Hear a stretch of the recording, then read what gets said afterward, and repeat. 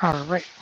So, conducting business in Magnar the first few days, you realize that it will take anywhere from 2 weeks to a full month to get all of your stuff done and complete. But thankfully, with Sandpoint being only a 2 days right away and the inns along the path, it's easy for you guys to act like the nouveau riche and regularly travel back and forth between the two cities as needed. I think we're out of peasants.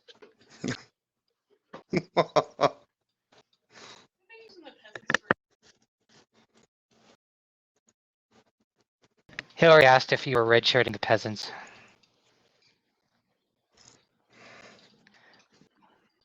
Treat them well. Trying to think of the peasants. You had the 3-horse peasants, the 3-ship peasants. Oh, so I guess you do have 2 peasants left.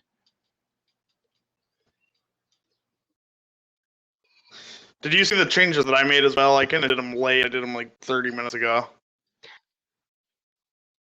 Yes, I did. Plus, you definitely need to check out the Unchained Rogue thing. I don't know if it's worth spending money, but you have 1 extra feat because the new rogue design gets the weapon finesse for free. Oh, okay. I did not. That's the one they opted for to be next.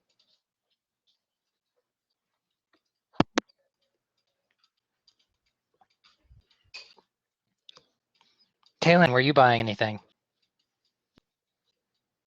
No. Are you still eating? Almost done. Alrighty, so let's see what else. So we're gonna play around with the timeline because it's basically a month of ignoring the 8 days you spent researching and the few days by boat and then getting everything situated. You now have essentially a month between Magnamar and Sandpoint to take care of everything. So we'll be jumping back and forth. We'll be playing with the timeline.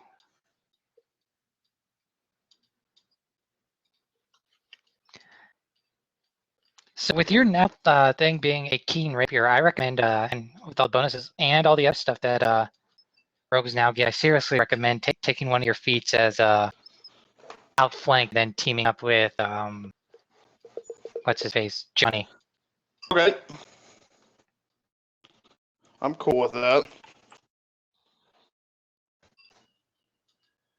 Oh, glad we had that conversation. Okay, so let's looking at the item list. All right, yeah, and the only thing I had objection for was Rico moving his muleback horse to gloves. And just to give you the background on why I'm objecting to that, so like the only reason is like he picked probably like my favorite item in the game, and like normally you can move items around, but muleback cords are like these cords you're meant to tie around your biceps, and they boost your strength or their carrying capacity because you go around looking like the Ultimate Warrior from the 80s.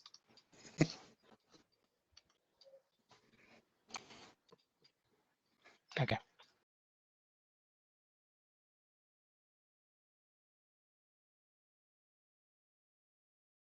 Even know who the Ultimate Warrior is? I actually don't. It sounds pretty mellow though. No. Hold on. Oh, dang. Oh, Nick, I got an interesting metal story for you. I think it's pretty metal. Oh, well, I like this then. In our group last night, we're visiting Land of Dreams, which is basically another plane, and it has wild magic effects. And our Blood Rager cast Shield, and it literally turned his skin to metal.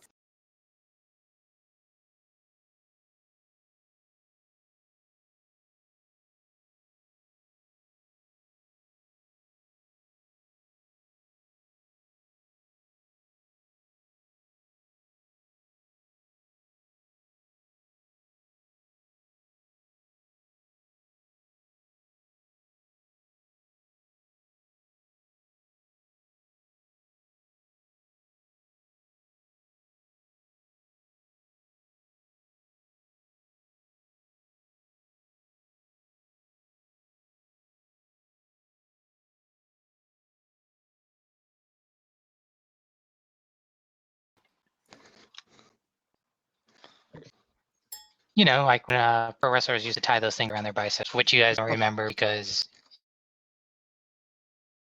I'm familiar with what muleback cords look like on people. I just didn't know who wore them or why.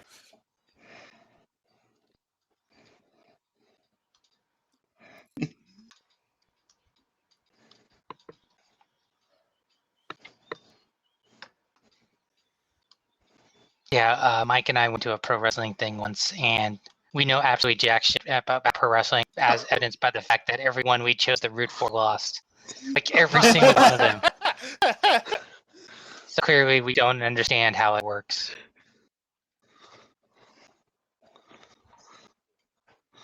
Oh, that's awesome.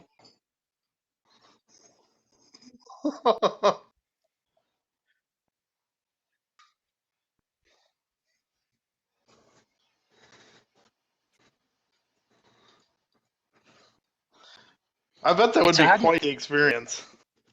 Don't you already have a keen rapier? A plus Well, one yeah, keen but rapier. I just added 1+1 to it. So that is okay. That is 10K. That's right. Yeah, to the right of the little arrow is what it is now. Like to the left is how I changed it. If that makes sense. That does. And Zell, are you buying anything?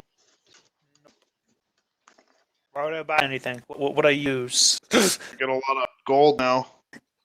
Yeah, the problem is that I literally am always in back of combat, and I pretty much make everything I need on the fly.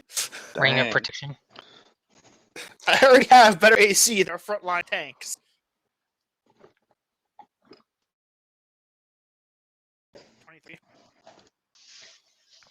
Mine is 27 now. Oh, you know what you need? You need to boost your cloak of resistance or anything else that boosts your damn will save.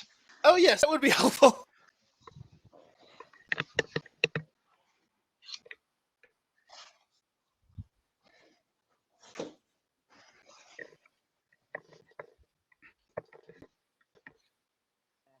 But yeah, if you have nothing to spend it on, you can at least target your weaknesses, which is your terrible will save. I could probably also hold on. Let me see. How much cash do I have? A lot.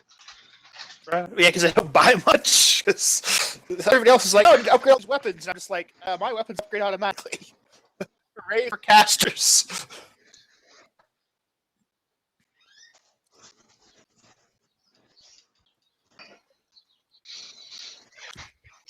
All right, Helga.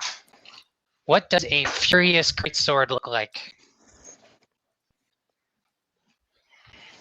Much fury to it.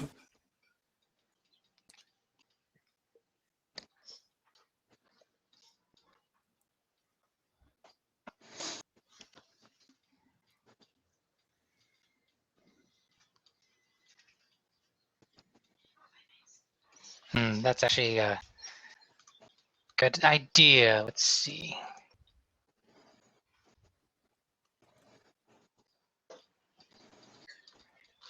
Hold on one moment.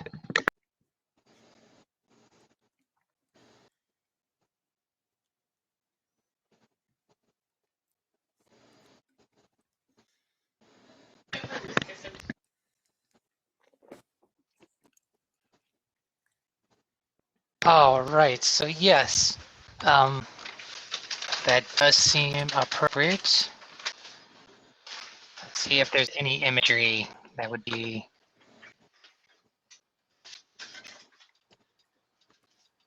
something that's not heraldic but quite intimidating looking.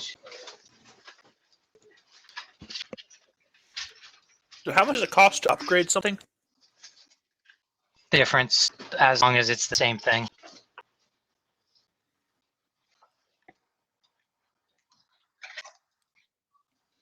Huh. No wonder my saves are so crappy. I don't actually have a cloak of resistance. I thought I did. I could have sworn I got the cloak of resistance at some point. What kind of Oh, cloak do yeah. you have? I don't have one. Not a magic one, anyway. Oh, well, that's a good sign. All right, so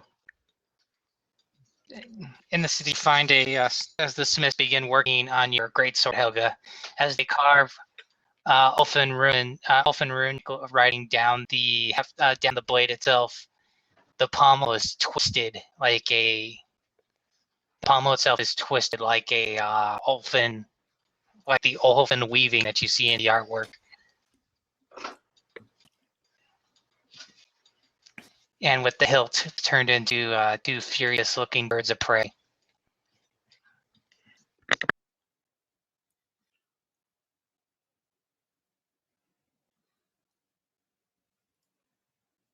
Hold on a moment.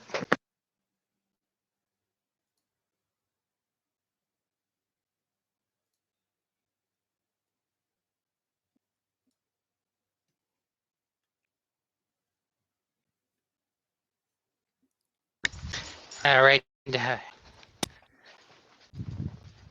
So Satchel, they'll take your.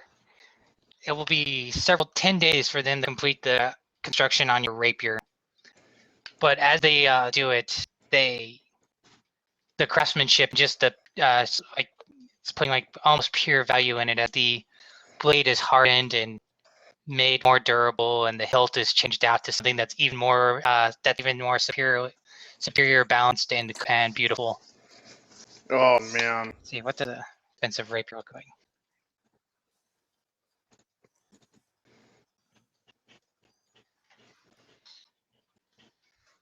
If we could find an image of like some crazy valued. Oh, here we go.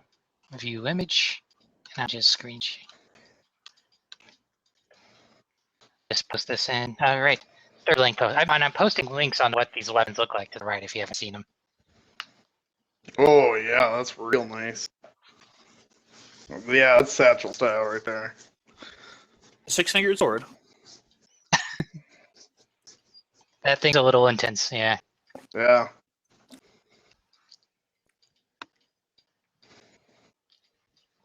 As you pick it up and show it in the light, like from the keenness on the blade, there's like just this extra sliver of glimmer that runs along its edge. Oh man.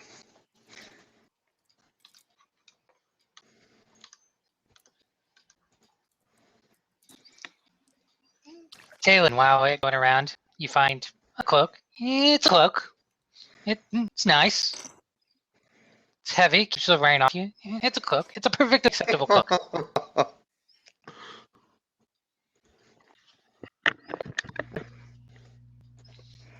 But now that I got you all items set up, it is time for 3 questions.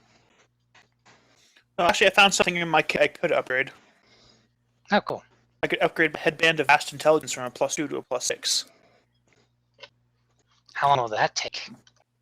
That's also a month. That's just like his belt, right? Probably. It's not cheap, but an additional +4 intelligence would be very, very useful for my character. I would put your intelligence at what now?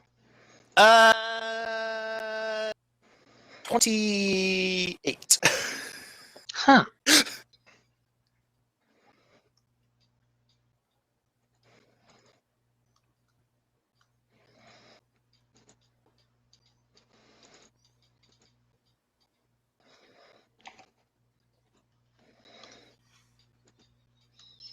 Alrighty. So now that it is, so you settle up to our favorite place in all of Sandpoint.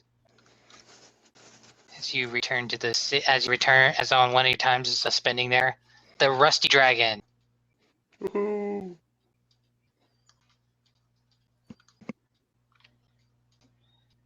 Yep, delete some people off this map.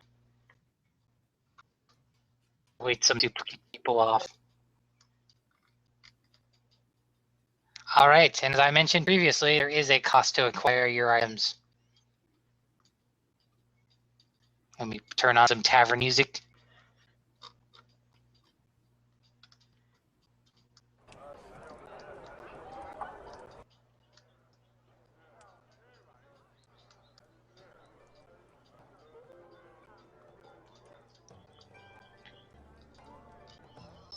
So this is up to you guys if you wanted Caven to participate. Sure, I'm cool with it.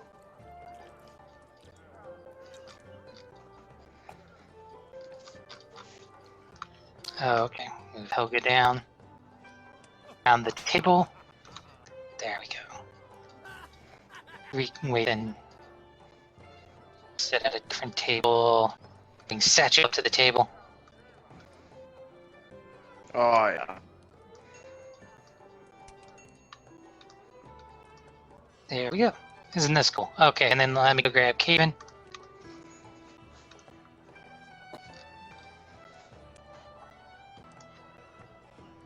Oh my god, Caven's missing.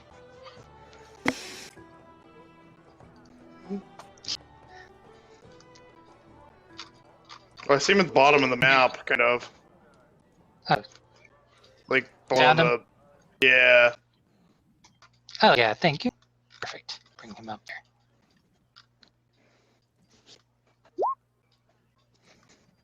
there.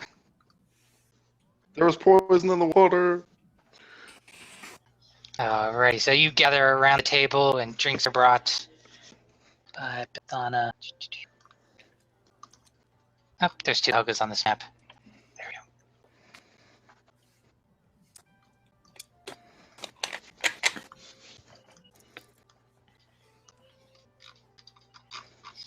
Alright, so Caven's sitting at the table just thinking, and you're sitting around quietly and having a drink, and he looks at you like, so, Satchel, did you, what kind of place did you grow up in? Like, what was your domicile? Like, what, were you a halfling having to live in, like, a human-sized house, or was your family halflings and from a halfling community? I haven't met many. I never knew my parents growing up. I was raised in an orphanage and had to make way myself, and that's where I learned the arts of thievery. At an orphanage? Well, I had not at the orphanage, but when I was growing up, I was a loner.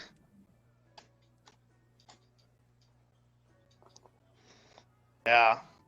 That's a good answer. All right, so that's actually a perfect answer in a way of just like totally rolling with the question. It doesn't have to be too big of an answer. So someone else ask a question.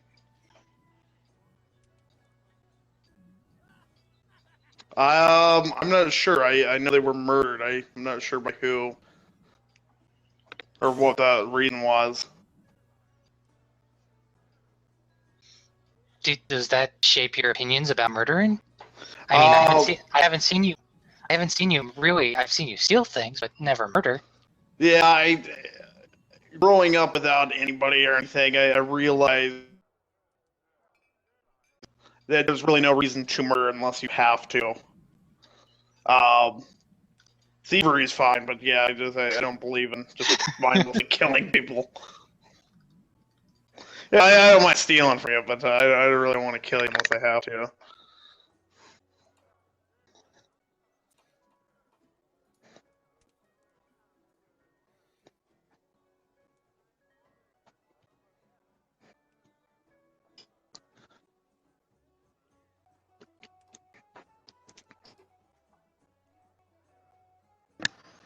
Do you have a question for Satchel?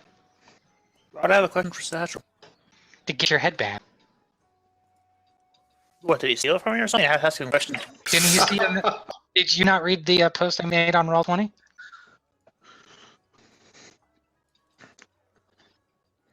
Something about doing little story advancements with the people who are here. Sorry, I'm calculating something right now. All right, Helga, go.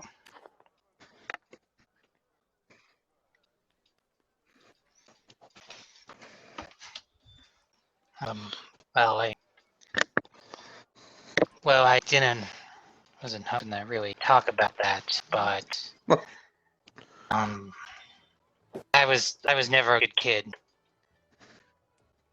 and I actually grew up in the area. I lived in Trobeck Ferry, and I was always giving my parents trouble, and I actually there was a goat herder outside of town, and I actually ended up robbing him, and things got out of hand, and I ended up putting a bit of a beating on him. And I mean, he wasn't just any goat herd. I was young, and the whole reason I targeted him is I knew him, our family knew him. And my father was basically ready to have me he was tired of it, and it was like I was like on a straight path to head to jail in El Syrian, and thankfully the court gave me a choice, and the mayor of the town gave me the option. It was be disowned and spend time in prison, or I could become a Black Arrow. And so I just sort of like bailed on the situation, and I would have been better off just going to jail.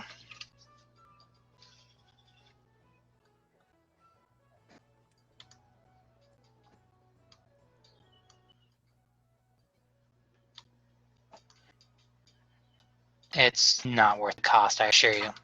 After this, I'm out of here.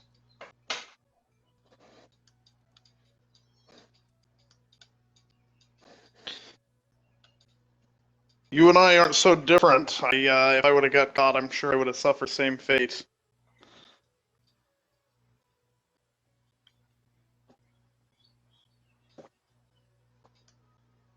This is not, I assure you, Helga, this is not what I regard as awesome at the moment.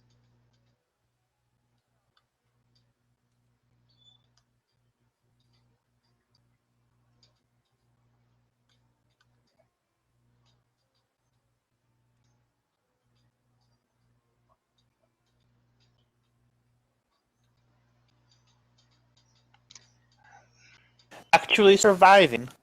The life of those few dozen Black Arrows.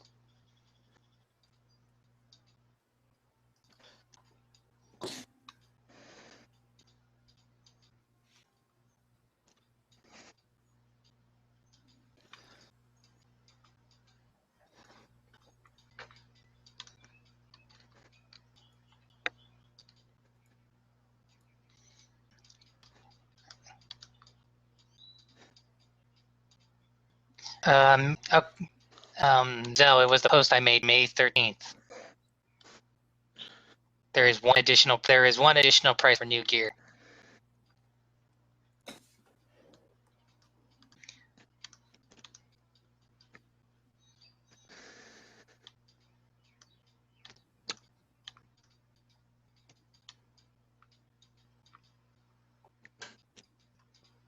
Those some nice bat wings you got there, Zell.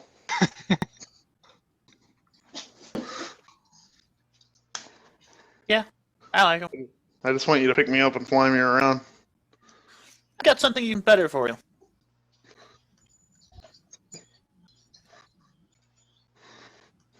What's the better thing? Hold on a second. I'm looking up what the role for the creation of the item would be. Oh, dang. Well, he's gonna head up. Kevin turns to Helga, and it's like, so if you didn't end up in Sandpoint and end up being the hero of Sandpoint, what were you gonna do? What were your plans after being a caravan guard? It seems, well, your potential.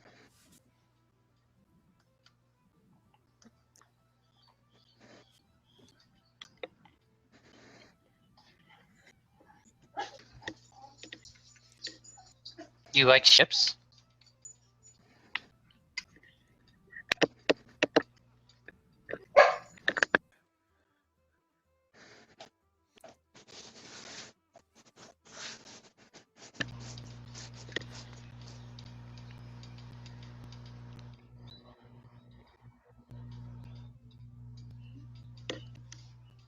Oh, wow.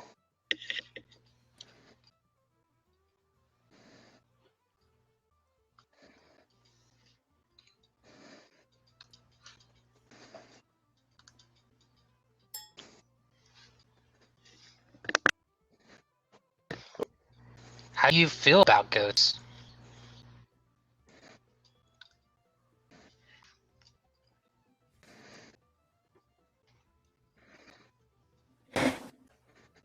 Oh, I bet.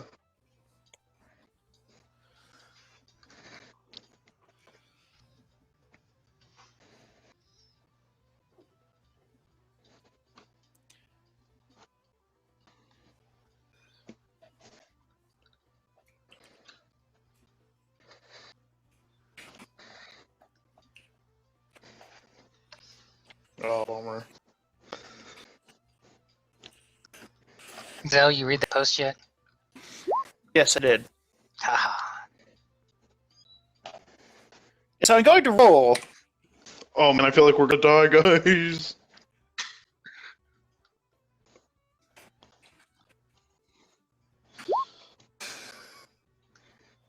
Oh man, I don't like where this is going.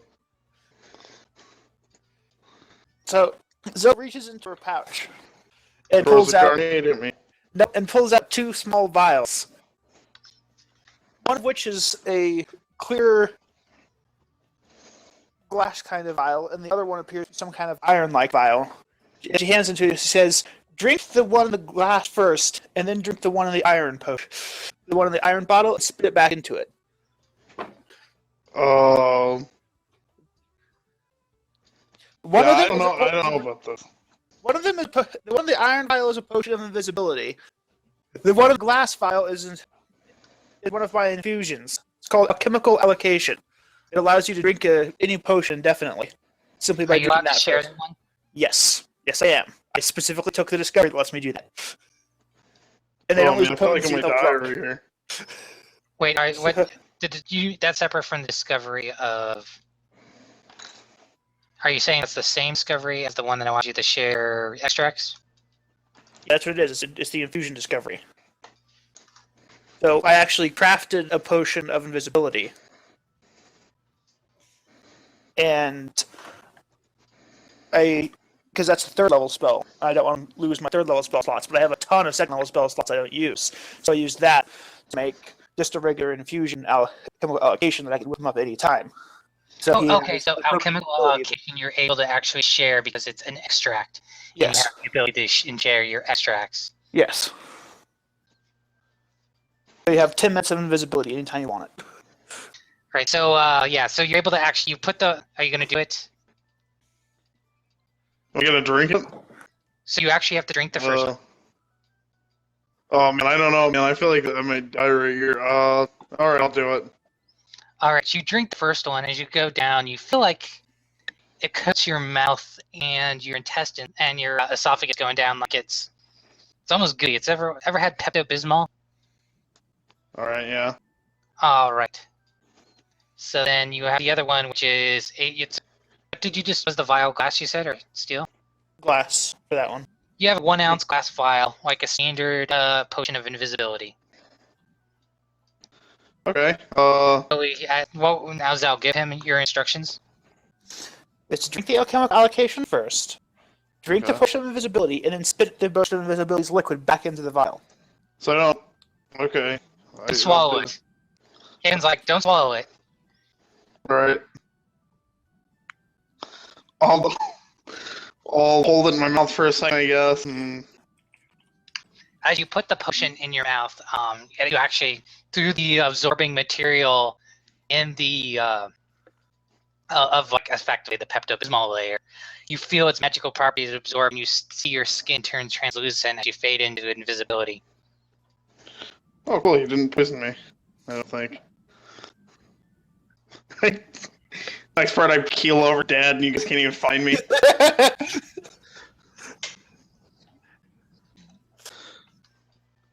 All right, I'll spit out the stuff I haven't already, and All right, you spit it back into the vial, and just using your basic perception and the ability to perceive magic things, you can tell that the little vial there still has has its magical properties. oh, nice. And then we'll say however long let's say you're able to dispel the effect just to demonstrate for this. Come to Kaven's like, Kaven looks at you, Zell, and he's like, can we put a pen on that? Just label that one like satchel or something, so that doesn't get past to me. And it's been entirely in his mouth. Oh yeah, I live for nothing. Or well,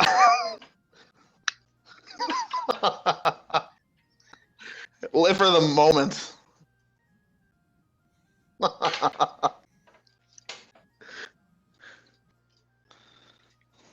So Kaven turns to you, Zell, and Zell, you carry around that dagger. I've only seen you unsheath that thing only a handful of times. But you carry it around like it's... I don't understand why you haven't done anything like that, or like even just like sell it or trade it in. What's the story with you and that dagger?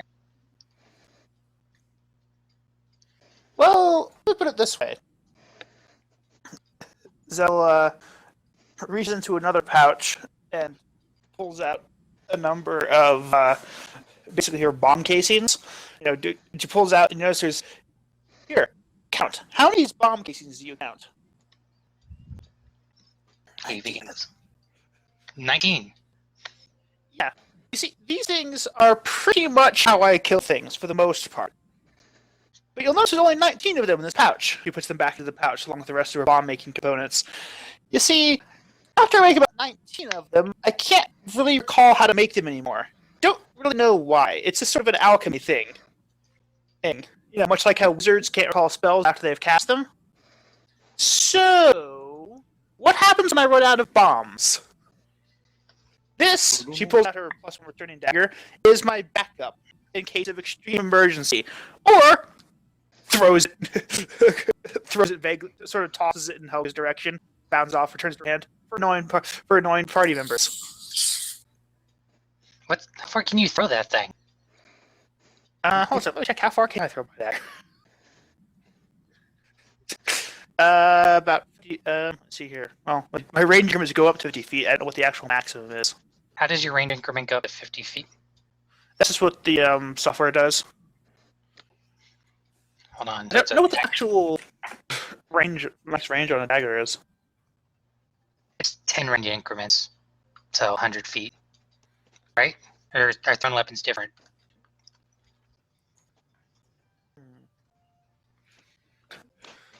We should not have to worry about this. We never, ever do things like maximum range. The minuses at the point are so ridiculous, you're not going to hit anything. I do have throw anything as a feat automatically. And then it's like, wait. So you're saying if you can be thrown as well? 10 range increments, so it's 100 feet max. So you're saying you can throw that thing 100 feet and it will come back to you? Mm-hmm. Wow. Well, let's go outside and test that.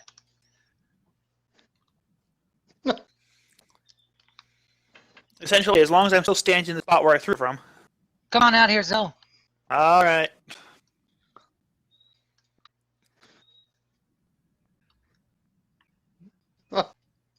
Not much. He's not a particularly heavy drinker. Wee little satchel is. Wait. Little satchel! Wait, we'll compromise. Let's see. If we go back here, through the door, through the back wall, it's 90 feet to the back wall. Oh, man. And Kevin, come join me over here, Zell.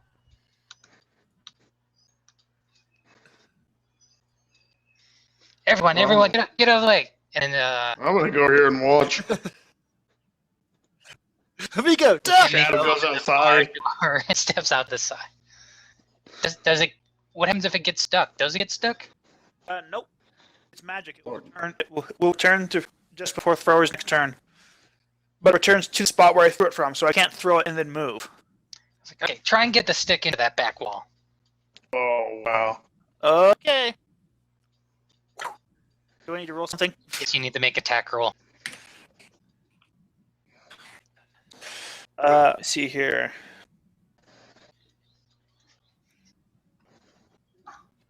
So it's a base of 15 minus 2 per increment, so that's 10 minus 20 minus 5.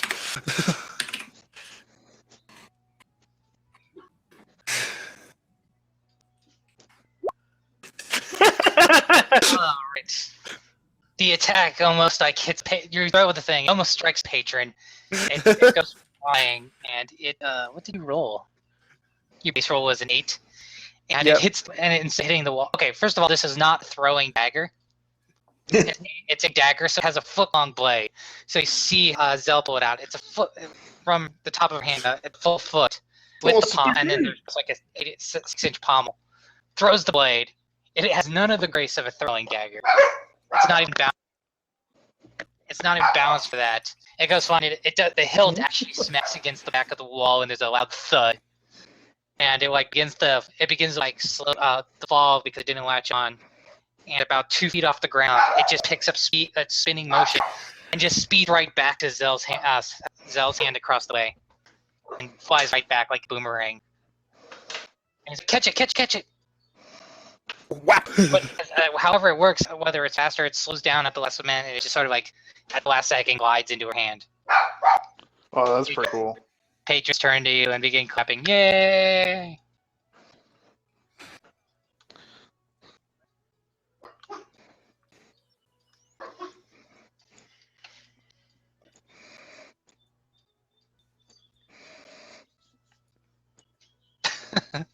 Alright. It's like, more! More questions. Ratana comes back to...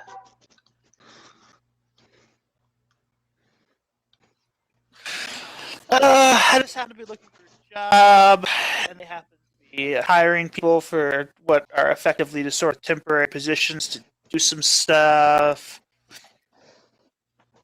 Nope, I'm a mercenary at heart. I just sort of do stuff for money.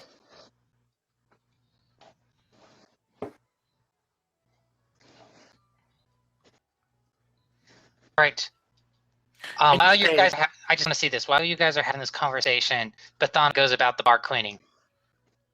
Did that move for you? It didn't move for me. Okay. It moved for me, yeah. I don't like using it too much, but because I don't get to see emotion. But I just thought it would look cool as she goes out the bar.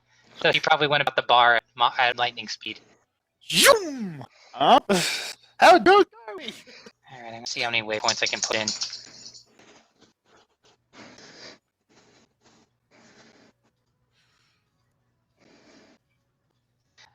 So, Kevin, go on.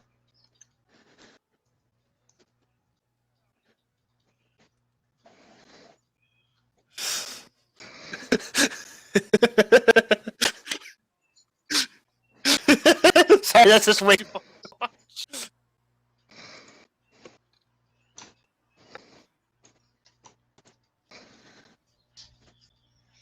So it's like, wait, so how'd you end up with them again? I would happen to be in Magnamar at the time, and was between jobs. So, Yeah. I am lawful. So what kind of god do you follow that no offense, leads to whatever weirdness you believe in? Hold on a second, I need to go look it up. I actually decided on...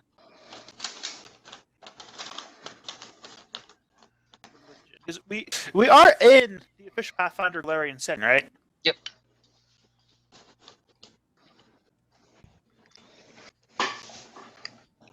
I chillax all the time.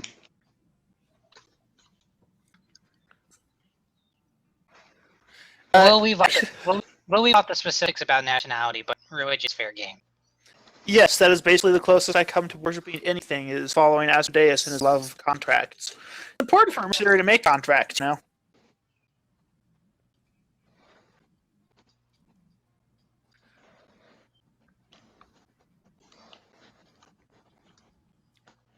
He's a devil, thank you very much. No, not even the slightest. Believe me, this coming from the girl who has fiendish blood, I can tell the difference between, or I know the difference between them. Speaking of contracts, now I'm not following you around because the Helmites ordered me to. Oh.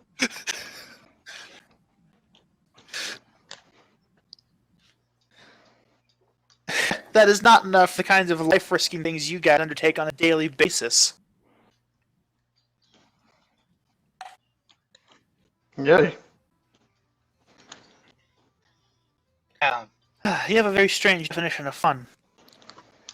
Well,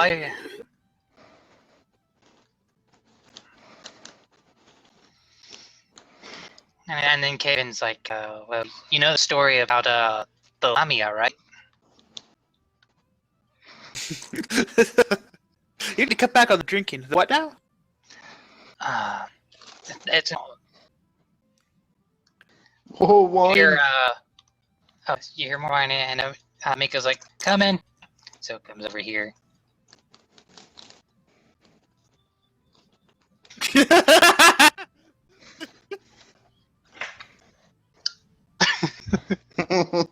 I just like the idea of actually having motion of the NPC. So Kevin's like, wow, I want to call. I know a bit about religions. I want to call Asmodeus greedy. At least doesn't let people up rocking the boat just for their sake of greed. Plus the Lamia. There's an old tale. The Lamia. You remember the half woman, half lion people we fought? And you remember the half woman, half snake people we fought? Cave turns to you. You don't remember the half woman, half snake creature we fought? Wait, we fought one of those in the fort, didn't we? I was I know. thinking you were to kill Vernex. And then we fought one in the clock tower. Yeah, I remember my Medusa mask and my snakeskin tunic from that. Oh yeah, I remember. But neither Caven nor I were there for that.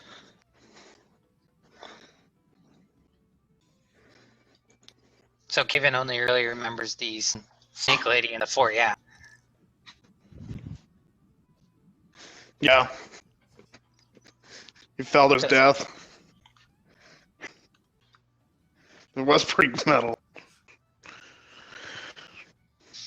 So Kevin goes on. Well, in a sense, they're demons, but they're Lamashtu worshippers in a sense. They're not demons. They're humans. They're the same species, though. Well, more like the same clergy. And their story goes back. It's one of the more ancient stories. I mean, it's one of the religious stories passed down that even predate the fall of Aslan. And the story goes that the Lamia were actually was the name of a cult of fortune tellers and oracles. And at one point, they turned to just being they turned their powers to greed and would just give out the false fortunes. And they were just beautiful human women and would tell whatever fortunes to suit their own political ends. And Phrasma came down from the graveyard and took the form of a woman, an old woman, and went to the head Lamia speaker and asked to have her fortune told. And Phrasma being the woman of faith, she knew what future would be possessed and actually shared with the Lamia priestess a real vision of the future. And the priestess of Lamia proceeded to lie to Phrasma and tell her a completely different fortune that would suit the oracle's own ends. And Phrasma said, "Are you sure that is my fortune?" And when the Lamia priestess replied that it was, Phrasma stood up at the table and assumed the true form of the goddess of the graveyard and cursed the entire Lamia priesthood to be half women, half beast for all time. And since then, they've been their own species, though few have they're creatures of myth that really only come from the depicted in like imagery in like the Thessalonian ruins. I mean, there's been stories that they're still around. But as for an interest, like any group that would side with the demon Lamashtu and follow an emperor of greed and whole basis of their existence is to the lie about fortunes to the point where Phrasma has to upend her neutrality and all the rules of the graveyard. Well, that's not very devil-like. No, that's demonic. Demons come from the abyss. Exactly. So like Lamia. So here they are consorting with the. Oh, and then the imprisonment of that fiend. Too bad Satchel killed it. Oh yeah, it was pretty cool though. It was kind of funny.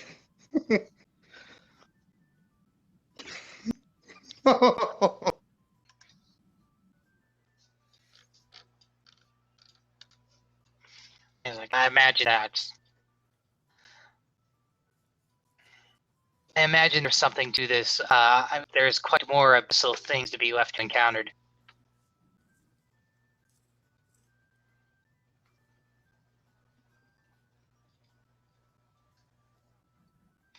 And then, and Kaven's like, And this person has been playing this damn flute in this tavern every time we've come here over the last few months. Do you have a different occupation?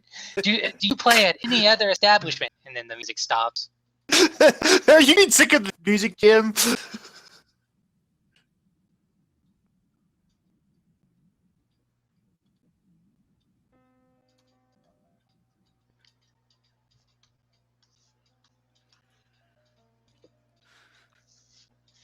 So how many bombs will you be able to throw once you get that headband upgrade?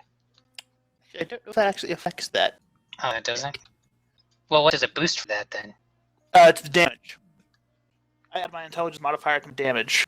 Oh, As great, well as being able to have ridiculous knowledge scores. Oh, great, because you don't do enough DR by passing damage. And the fact that I can switch the bomb damage type on the fly to get around resistances. That was awesome.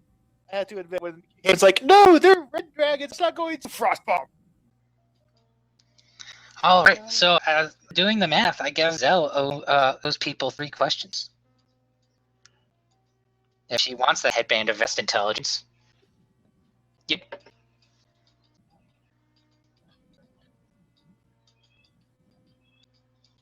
Satchel also owes Helga a question. Oh, actually, I will be able to get another. I can create a number of bombs equal to my class level plus intelligence modifier, so I will get a few more bombs per day. Sweet! So that really is useful. It doubles the damage and the number I can throw.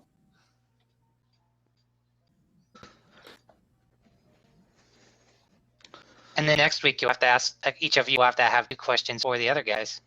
Ooh. Yeah, let's see Satchel and Zell generate some questions.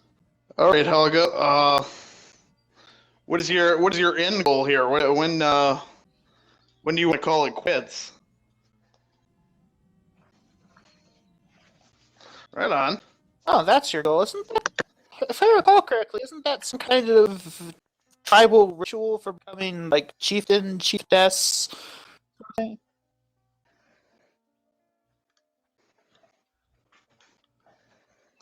Ah, so you have political aspirations then.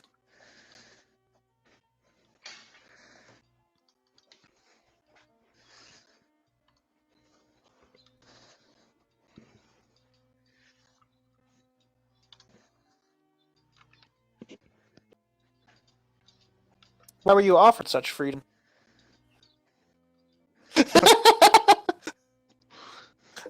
Simple system. Now, I'm sure, based on what you've done so far, I'm pretty sure you'll be able to do that eventually, but you're not going to phone it in. Go with some sort of crag, go into some crag, fight some weak crag Lenorm. You're going to go for the real stuff, right? Fight a Toro Lenorm? All right, just glad to see you're not phoning it in.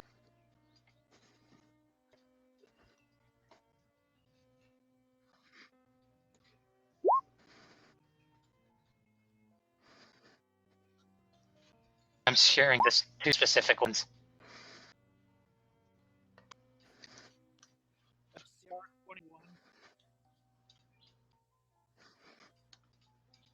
I thought I had to be single-handed.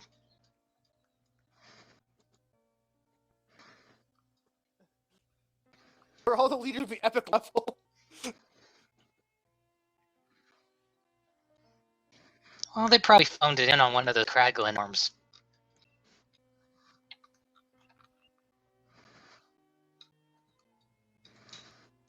Caden slams down his mug. Boom, that's it. What's for the father of all Lenorms? You, sir, are drunk. There's no challenge I'll back down from.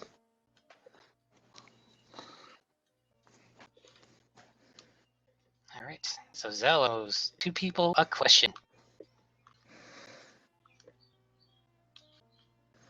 Okay, what do you plan on doing once your punishment here is done?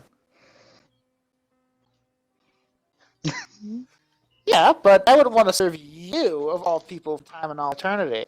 Or even for the rest of his life. I'd not off myself first. Anyway.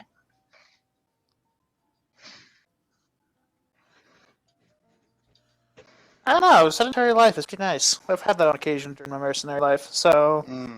I wouldn't mind a damp keep. He's like, really? Well, when I was younger, I thought I'd disappear out to Riddleport, Karamaga. Thought I could be one of those toughs and make it there. In like a city of pirates or something.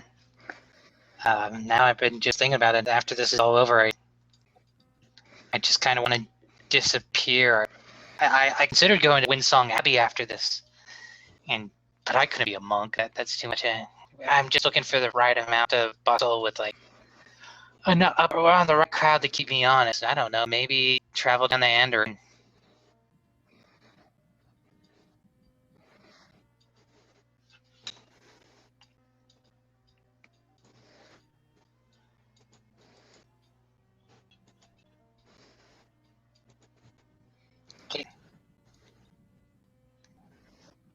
Kay was like, Bethana.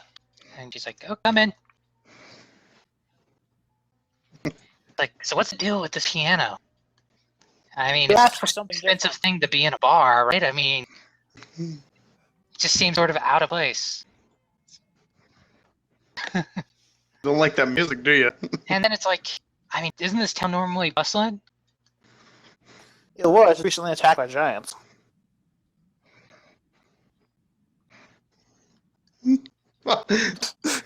They know we're here. Everybody's hiding. They're scared.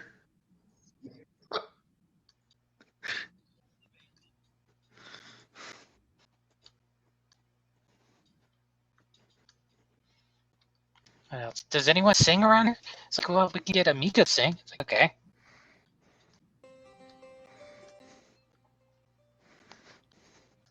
Satchel, yeah, Satchel, give us a dance. All right. What was my dance? Let me see here. Plus 13. Oh my gosh. All right, guys. Oh, the dancing that I'm about to do here is gonna. That's kind of weird, but yeah, it's I'm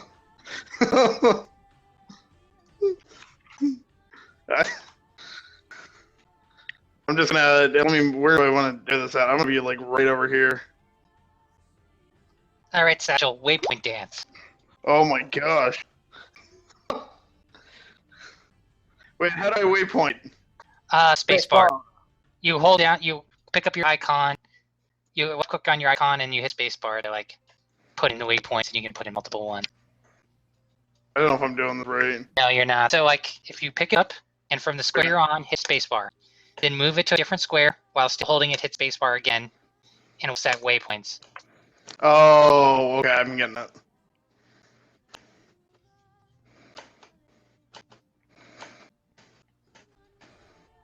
Oh man, I'm just.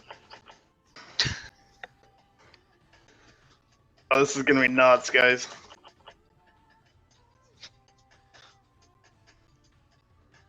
This is gonna be a pants off right here. Oh, did I just do it right? Oh my gosh. Wow. Okay, so I see the path. How do I...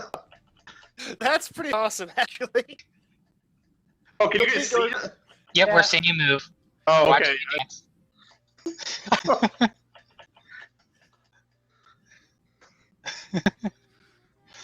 Round 2. That's pretty cool, actually. Do a lap around the bar.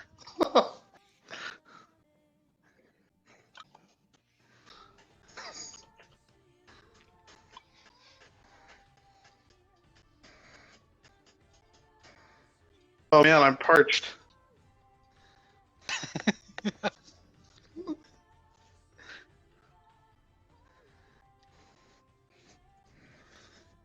Good dance. All right. One more question, Zell, and then we are out. Wait, it's just one more question, right? I asked Caden what he was going to do. Hey, Satchel, Chug, what makes you happy in life?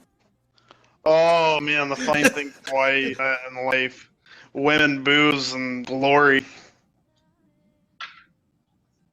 Oy. And Taven's like, glory. Oh yeah, that's. I got nothing else to live for. I live every day as it's my last. I know I'm gonna fall in battle eventually, but I enjoy the journey. I'm not a religious guy. I'm not too religious myself. Sort of in the desert. But have you thought about worshiping Italian? It seems right up Helga's alley.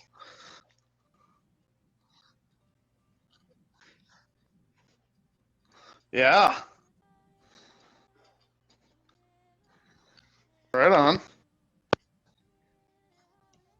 That was a pretty cool party.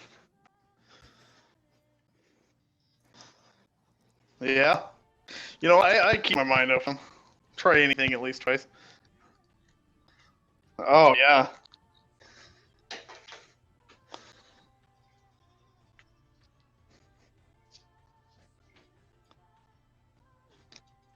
Looking up various gods.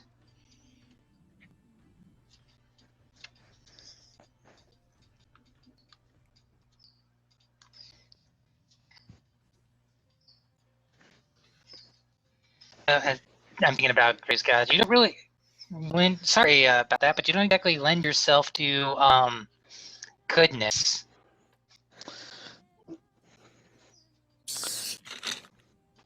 Yeah, I am a little mischievous. All right, let me. I think I might. I mean, it's neutral good. It's a step because you're chaotic neutral. But if you needed a halfling god, there's this one. Let me take a look here.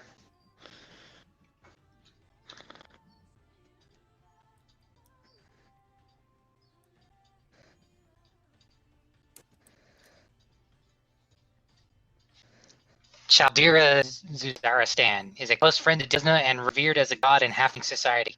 He is known to charge into battles without much planning, and as a result, often needs Desna's assistance. Halflings see this as a sign of their innate racial luck and as their ability to survive even the most dire of circumstances. Chaldira's holy symbol is a short sword with 3 notches in the blade. Title: the Calamitous Turn. Neutral good. Portfolio: battle, luck, and mischief. Domains: good, luck, trickery, and war. That does kind of sound like me. I don't know, secret animal lizard. That's kind of a weird one. Secret colors: green and red. Like Christmas. Yeah, that's a pretty good halfling god. Yeah. Let's see what the other one is. Let's see if that one's. Now, you can also worship. I mean, there's nothing wrong. You can worship multiple gods. Okay. I mean, there is a sense of, like, 'cause you're not a cleric, that you derive, like, powers from it.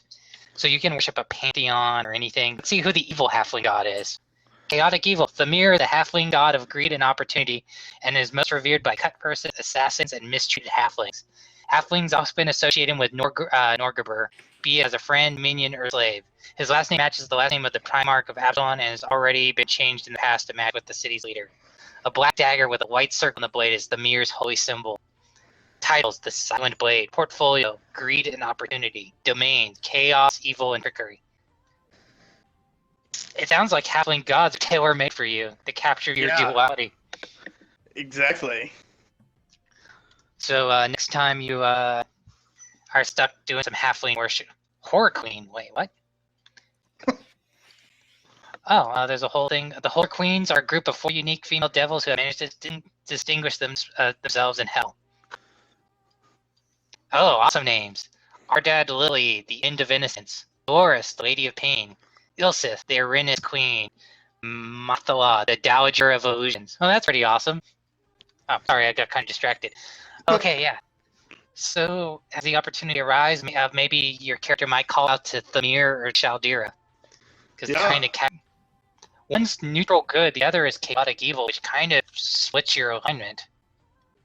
Yeah, let's take 5. I do a potty.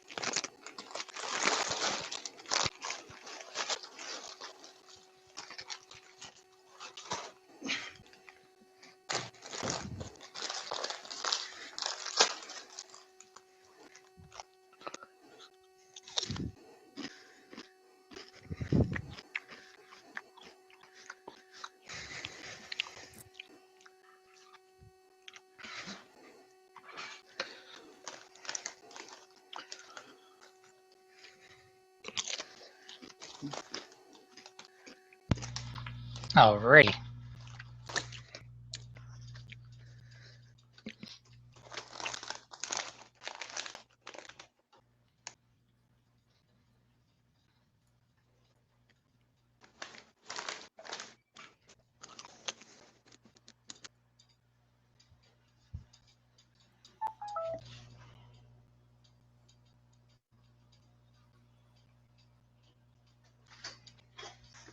Hold on, my wife's here. Hold on.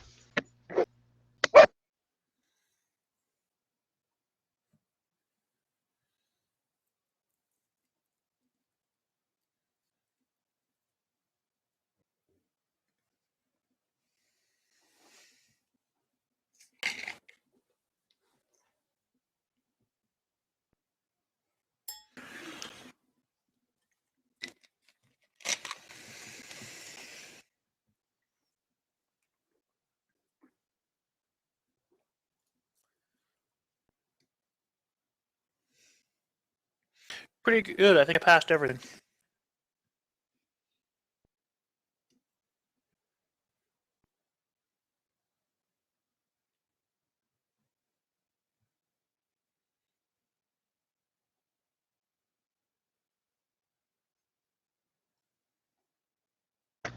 Alright, are we all back? Yep. Over there? Alrighty. So, one of the things, you actually have a very, something that could be glossed over at this point, is you have a very perfunctory meeting with the mayor.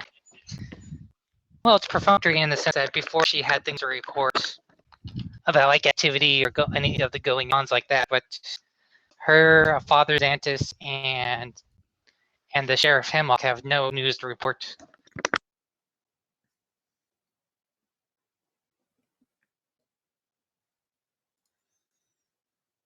Correct. Is there anyone in the city you wanted to see?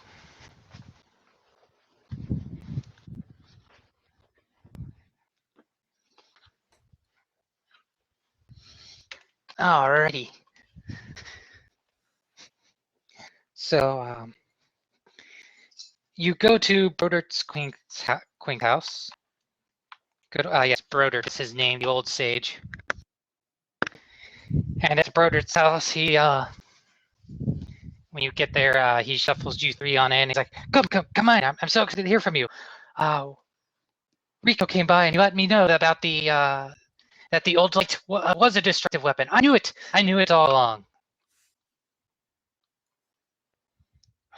The Black Tower. What was in it?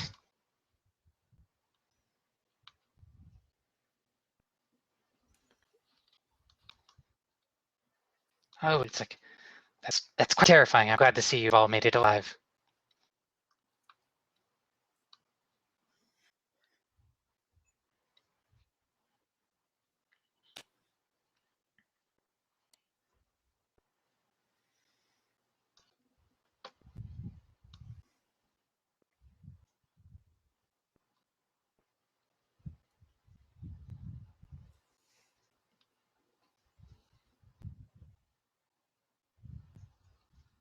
And I was like, what? It's like, really, I will have to make a trip after all this is over.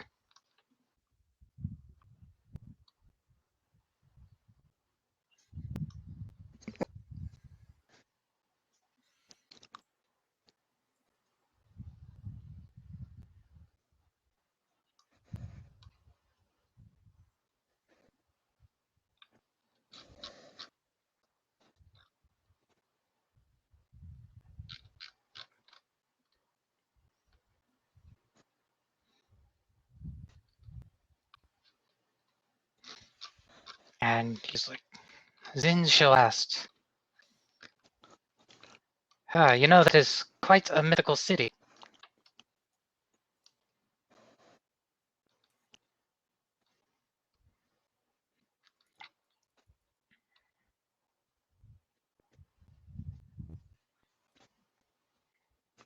I don't remember.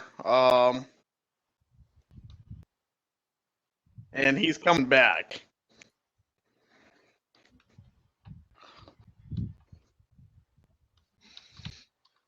Like, And as he sits and thinks about that, it's like, Zinglast is described as a city of gold, and there are many myths about cities of gold. And while Venetians would not obviously go about trying to find a place like that, given its place in history, there's been searchers I know of a few have gone looking for it. And even diviners who have tried. It's not so much an issue of finding it on a map.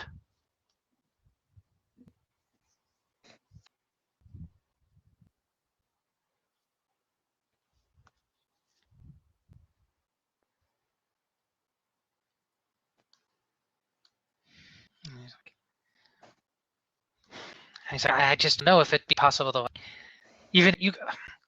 there could be something else going on with it. You could be standing right on top of it, in a sense, to have found it, but it may not be there.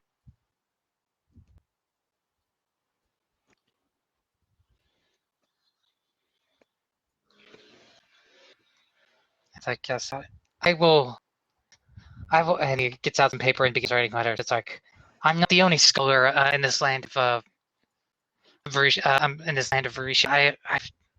I have an old acquaintance. He went by the name Riddling. He is called Seville Charms. He's an explorer of this part, and he's quite a writer. I will see what his notes have. And begins scribbling away.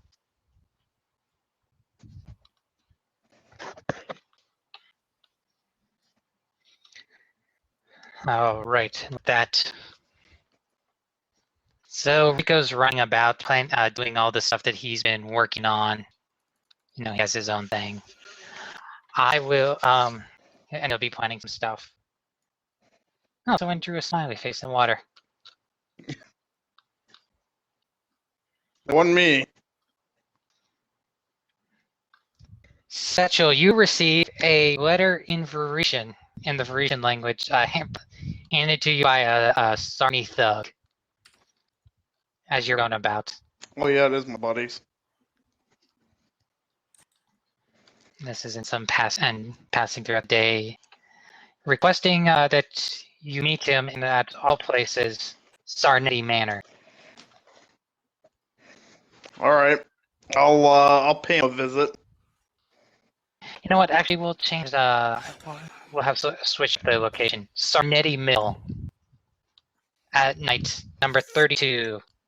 32. All right, I see it over there. Well, me and my shadow, we'll check it out. We'll go over there. Do you tell anybody or just go by yourself? Or? I'm just gonna tell everybody I got some business to attend to. I'm gonna tell them exactly what's going on. Yeah, but.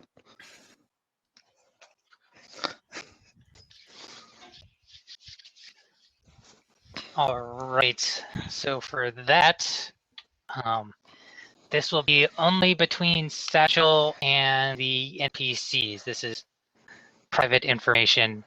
So I'm gonna have to ask Mike and Taylor to take your headsets off.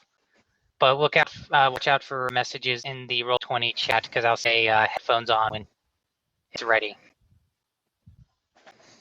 Alrighty.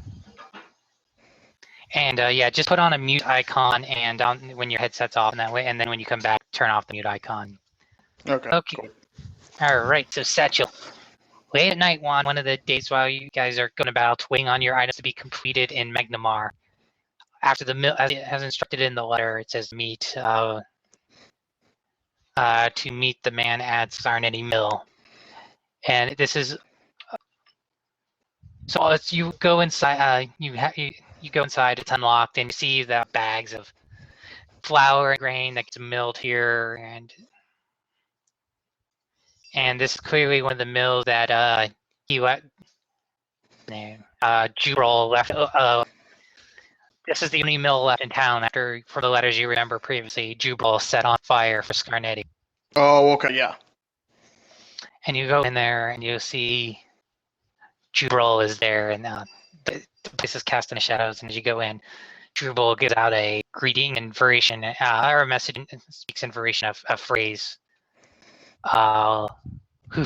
which is which you recognize as like a Sarnetti code in Varetian, which translates roughly as is basically halt.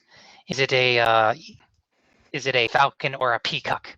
Which basically is like, are you traveling alone and secretively, or are you like signaling to other people? I kind of give him a nod, and then I tell him, I guess out of the two, whatever, I'd be alone. All right, that would be a falcon. Okay. So it's like, so you have been traveling for some time. We have not seen you. It's been a month. Were you told of the earthquake that struck Sandpoint last month? We heard brief about it, we assumed it was something to do with the journey we were conducting. And I was like, I have no idea, but there have been quite interesting developments in this town. Things we've kept out of the reach of, let's say, our lawful representative of our great city, Mm-hmm. and it may be of quite some interest to you. Okay. You see, the earthquake we found quite suspicious, and we remember the tomb that your friends scouted out when they first came here below Sandpoint. Yeah. So a few weeks, I went snooping around from the caverns below, and I heard noises, and it was a pitched howling. The pitched howling sound like that of dogs, but quite eerie from below. So I reached out, and I assembled half dozen of our local Parisian men, some toughs, who may be willing to investigate. And then at that point, I reached out further, and at that point, coming out of the shadows is Sarnetti. You recognize him before as this white blonde-haired man, runner of the Sarnetti Manor and the Sarnetti person here, and the person who coordinated with Jubal to burn down the their mills. And then he's like, and yes, I provided the financing and the arms and armor for the men to explore the tunnels below. Mm-hmm. And Jubal is like, and yes, and I think it should be obvious at this point that after we sent in the men, they have not returned, and nothing has emerged from the tunnels, but we have kept it sealed since. Okay, so none of the men have come back, though? Titus is like, no, and have not to come back with my equipment, which is unfortunate. But he's like, Jubal, you left out the best part of this. And you see, it would have taken quite a bit to get those men down into those tunnels. So we had to call further assistance. And then at that point, you see Miko actually come out from one of the rooms in the mill. She's actually gonna get an upper ladder where the mill is, and she like yells down. It's like, and I provided access through the glassworks. Okay.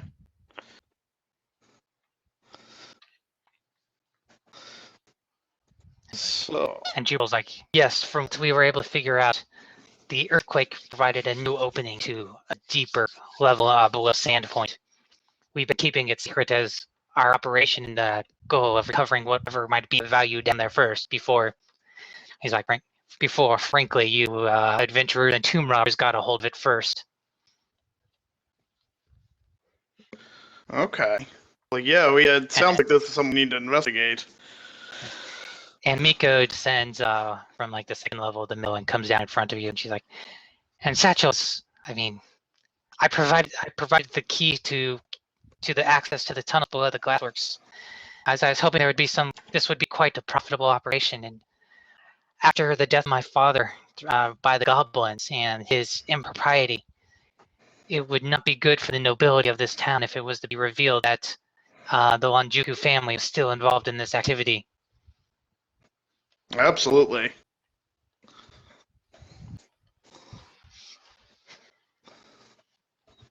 So it sounds like, me and my group need to go down there and try to at least rescue the men and definitely see what's going on down there. To which Tice replies, "And if you could, you're a great agent for this cause, and you seem to know the value of secrecy. I hope that you, even to your friends, you can spare the stories of our you can spare our names out of any telling, except for Drupal here. Like, yeah, it's the business I travel in. It is fine." Absolutely. I can keep the secret. We have to work something out if I can get these guys back, or at least their equipment back. But yeah, we can work something out. To which Miko replies and is like, "Well, you?" And she's like, "I will definitely owe you a favor for this, Satchel." All right. Well, I think that's well, I'll definitely have something in mind. I'm not sure what yet, but we can take care of this and see what we need to do. The tunnels can be accessed through the glassworks, but I also know there's cliff access that Way found once. And Okay. a more plausibly deniable way to access the chambers below my glassworks. Okay. Yeah, I'm not sure which way we'll need to go in there or anything, but we'll see what we can do. Alrighty. So you ready to leave? Yeah, so I'm ready to meet back up with everybody. Unless you have any other questions. No, I think so far. So who all was in there? There was Drupal, the thief, and then who was the other guy that wants to be quiet or whatever? Titus Arnetti, who is he's the Mill family here, one of the more powerful families.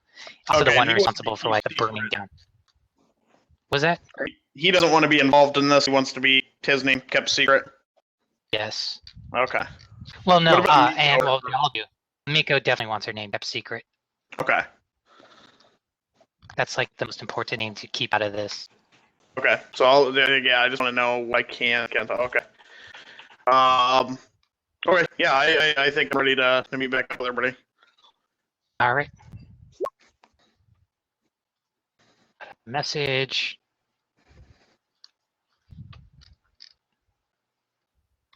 Yo. Hey.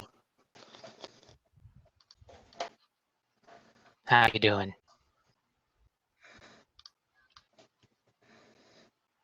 You're a boy now?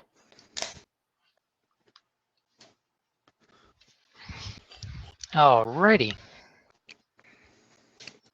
All right. So yeah, I want to meet back up with everybody else where everybody else is at, or at least kind of gather everybody.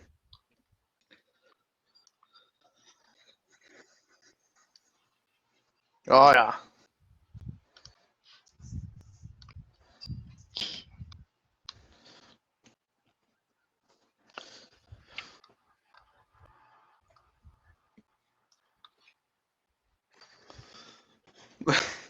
So the earthquake that happened here, there might have been something else with that. Back down the glassworks or underneath in the tunnels below Sandpoint, something might have opened up.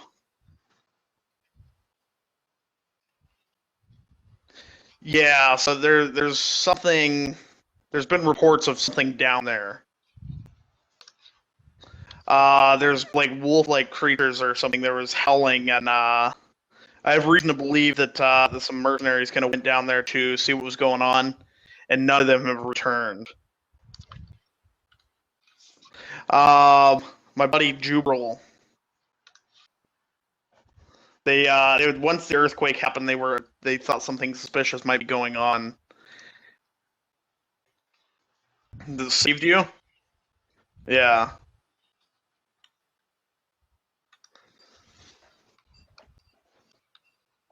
Yeah, so something with that earthquake, I think we awoken something down there when we killed those giants.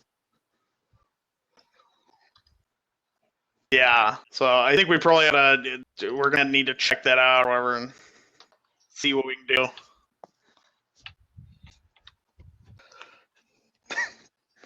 Poor Sandpoint, everything always happens here. They just built a town in the worst spot in the world, I think.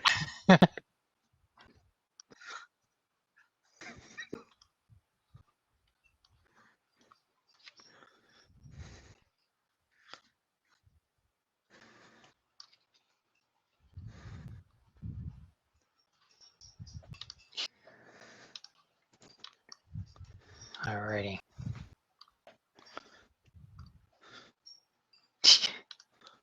Oh yeah. Alrighty, so I think we probably are at this point thinking we're the ones causing the damage. Like, we're the ones attracting the badness to this town.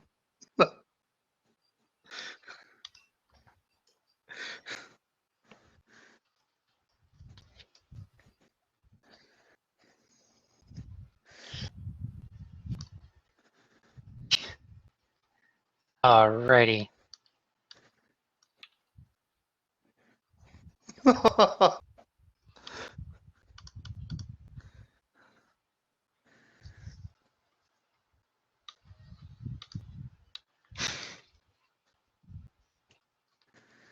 Hmm.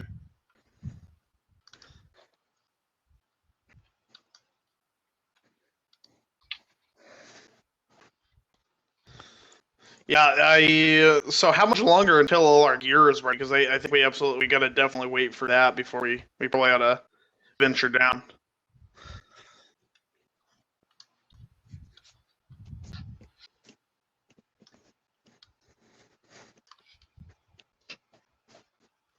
Yeah.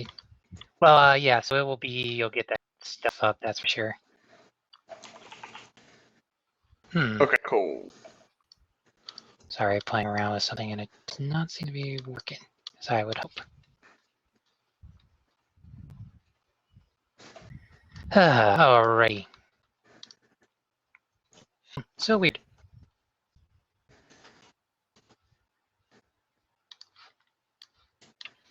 Okay, so what's the plan?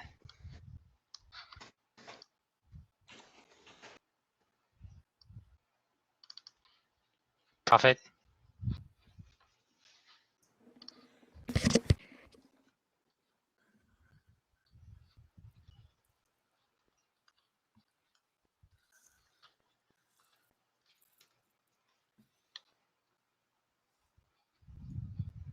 I have no idea why that isn't working. Oh well, that won't matter.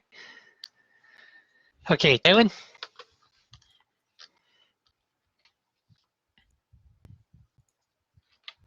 Colorado, get here.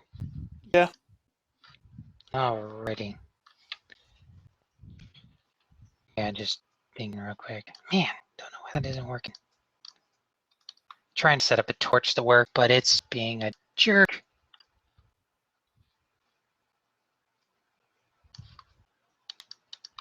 Yeah, and it should be pretty straightforward, but it isn't for some reason.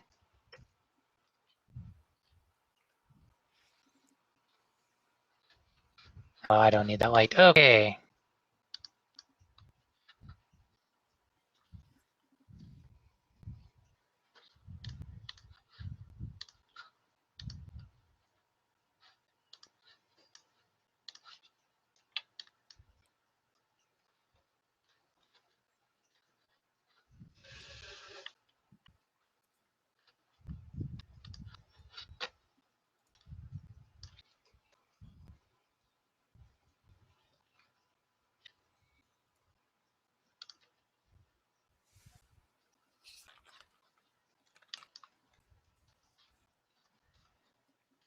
What are you doing for light these days? You have your torch.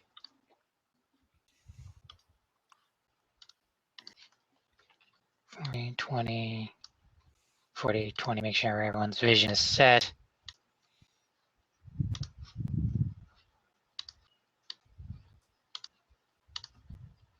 All right, so you have your stone. Wade has his he has the spell of light cast on him. Then just trying to prep stuff. Okay, perfect. All right, so you're able to get all your stuff upgraded. We're able to descend some into this. We'll go to a certain point and then probably just back up, but I want to get to this next part, start talking about it. All right, so this is after you're all able to get your equipment ready. Things basically put on the hold.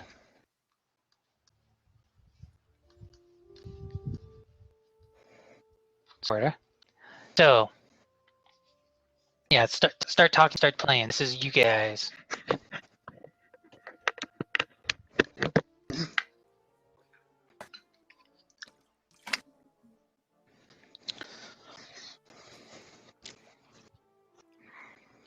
Oh yeah.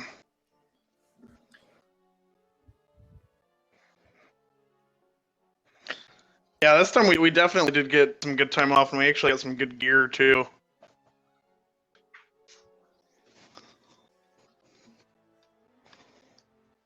Kaven's like, so Kaven begins asking questions. Now, I've talked with you guys, you've told me these stories before, but how did we get to this place? I wasn't here. How? Waith had found a tunnel, didn't he? Off the coast there. What thing?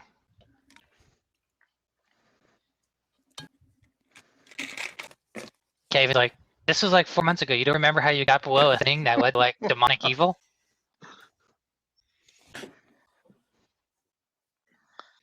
I think it was off the shore, wasn't it? Or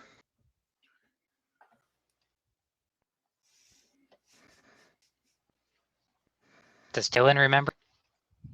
You're muted if you... No, Talon does not remember. Alright, I share an image, though, of something. And it wouldn't really matter because that was Marinix. I would accept a non-in-character answer on how you guys get to this place. Alright, I shared a map. So, wait, this is after the month of doing stuff, you said? yeah, so we Yes. got our gear and stuff. We'll be talking about... We won't get any, like, combat or anything crazy like that probably at this point. Get more time, and then when everyone's here, we'll cover some of the more downtime stuff.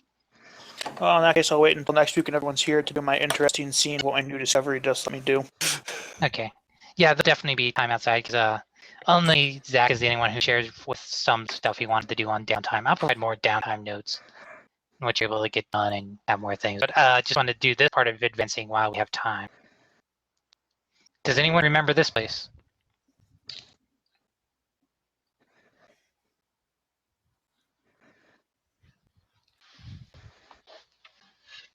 Wasn't it through the Glassworks? I thought it was after the Glassworks. Yeah, Dylan's right. You found an entrance. Wait, there's like there was that entrance below the glassworks. I went down there and I found the tunnel. The tunnel, one path of the tunnel led to the catacombs. The other path of the tunnel led out to the coast. Then there was like a rocky, like halfway up the Sandpoint Cliffs. There was an exit there.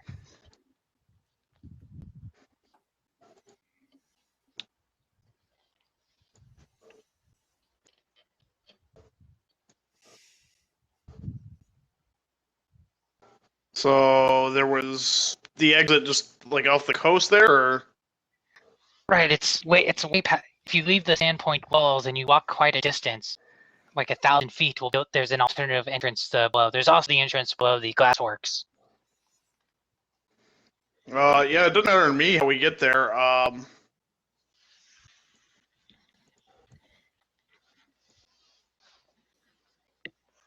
think we might have more of an element of surprise if we want to do that if we go up like the further way, but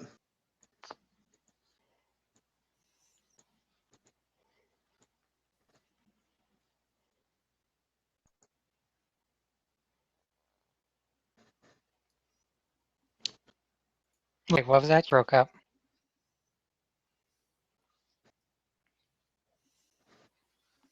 Right, there is only one way there. The thing is, like, do you go out through the cliffs or do you go through the glassworks?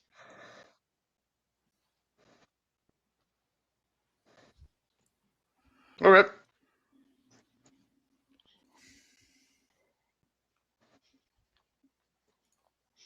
All right, so everyone's suited up and ready? Yeah, I'm good. All right, how do you do this?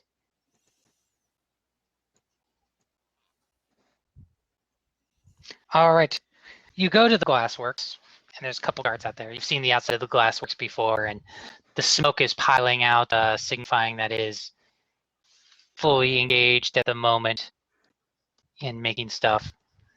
And you And as you go up to it, they're like, the guards are say halt. Extra security around the glassworks. The only employees are allowed into the glassworks.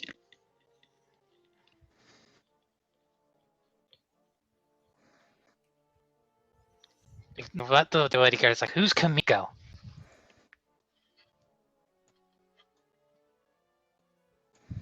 Amigo.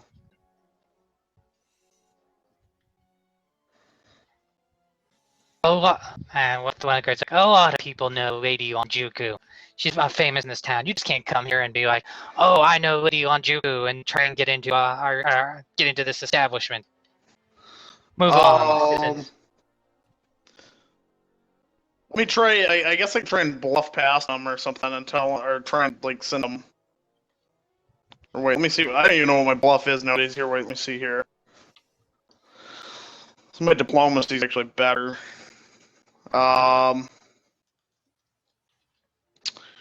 We're set. I just want to talk to them else. We're sent here to really take a look in here.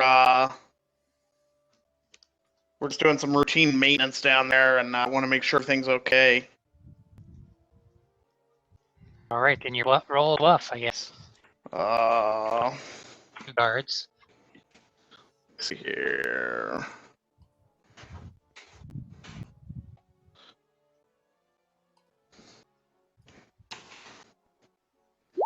Oh, probably not gonna do anything. So one of the guards like, yeah, that makes sense to me, and then the other guard is like, that makes sense to you? It's like, what? I mean, it's a perfectly reasonable story. We have the maintenance, we have all the damage from the tunnel last time. They're like, do they look like contractors? Well, there could be rats down there. Satchel's so close to success on this. I guess can you try and use diplomacy on the other guy and just Yes, you could try that. Okay. Well, our appearance shouldn't matter what we look like on our job here. We after that earthquake, we just wait. Hold on one moment. Hold on. I want to look before you start talking. So I looked this up the other day. So with diplomacy, what? we don't want to do this. You can change the initial attitudes with a DC check starting after towards you adjusted. The time it takes is, I think it's 1 minute to make a request. Or they change influence attitude. You cannot use diplomacy. Generally lasts, but can ineffective in combat. Well, Intimidate is going to definitely bring the law into this. I said we wait on Intimidate. Alright, go. So just start talking. Yeah, well, our appearance shouldn't matter on what we're here for. We wanted to send down a little bit of a tougher squad here since that earthquake and everything, make sure everything's going good down here. I think you guys are reasonable men. We're same payroll as you guys. Okay, roll a diplomacy. You spend a minute chatting them up. Let's see, status view. I'm like, don't you try and butter me up, halfling. Oh, man.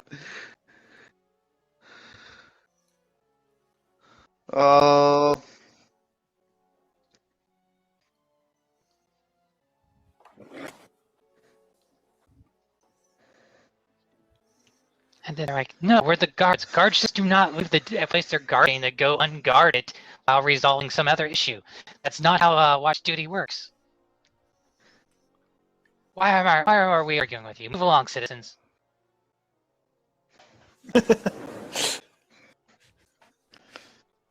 You're gonna push past them?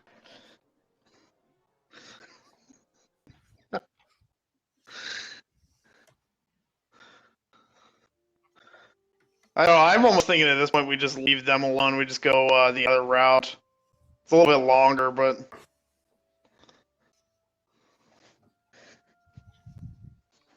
Okay. Do you steal it?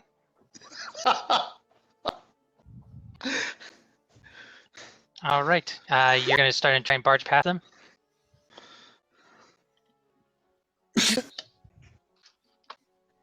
wow. Well, I think you really did probably intimidate him there. That's the influence. Take actions that do not offer limited assistance. 10 plus the plus. Okay. So you intimidate them. All right. So they make room for you.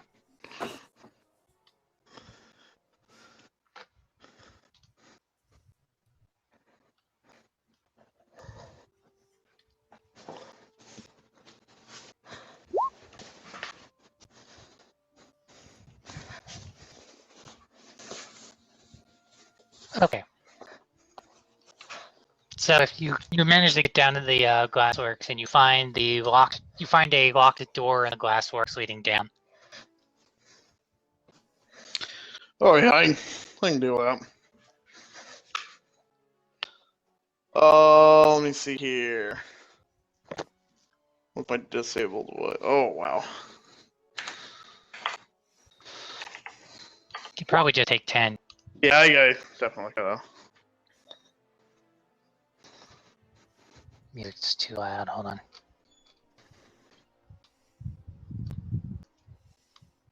All right. So you pop the lock. You're able to navigate the few hundred feet down into the catacombs.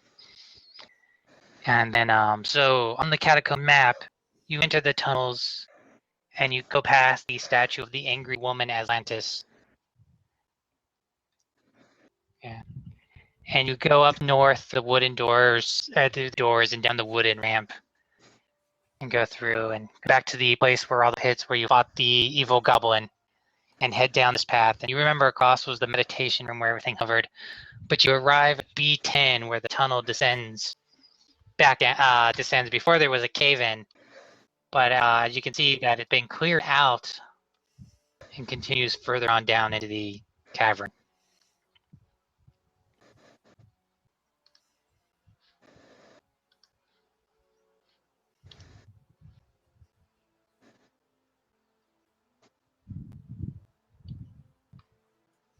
All right, you descend the steps, a place you have not been before.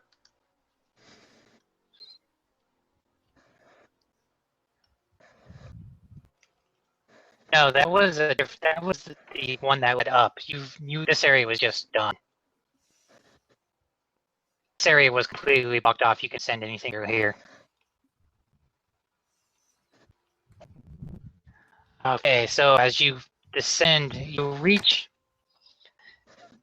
thick web clog these stairs, visible here and there through gaps, and usually thick webbing are deep scratches on the walls and floors. This, along with the absence of any mold or mildew, suggests the stairway has recently been cleared.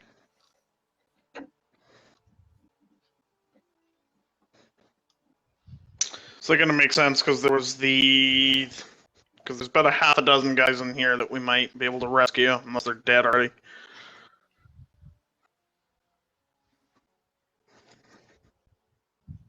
Oh yeah, I got friends, all around the lands.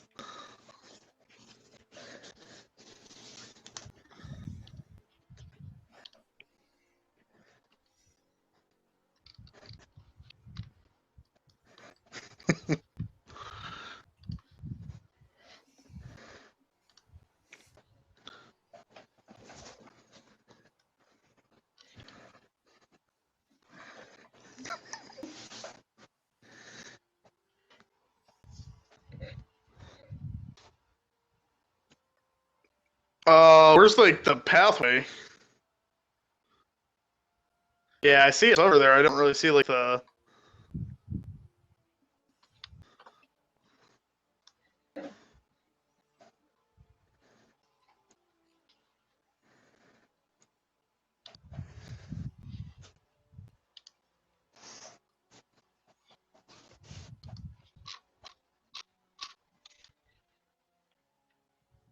I'm just listening. So you've descended 50 feet from the abandoned catacomb above, and you've just descended into the stairs and they stop. Oh, is there like any hidden doors or anything? Or can as you're searching, the western wall here reveals a secret door. The door itself is, and as you see, they appear to end at a dead end, but you're able to perceive that there is a secret door. Ooh, spooky.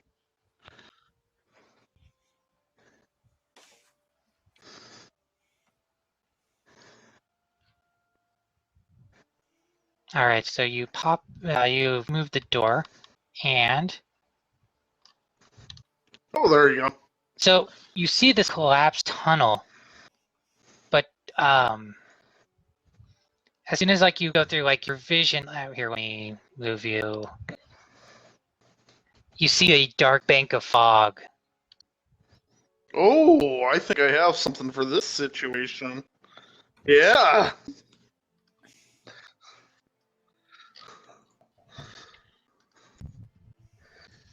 Glad I picked those up. All right, am I gonna lead the way? All right, Let me let's do it. check something quick. Oh, okay. Check the effect. Oh, yeah. Do.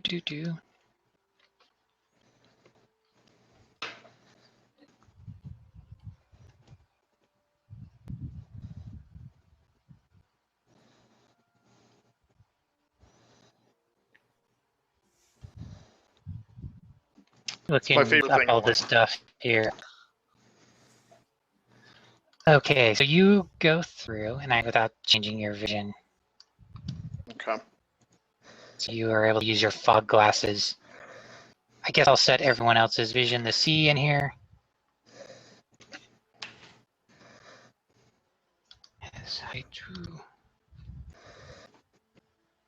And where's Zell? Okay, there's Zell. Hold on.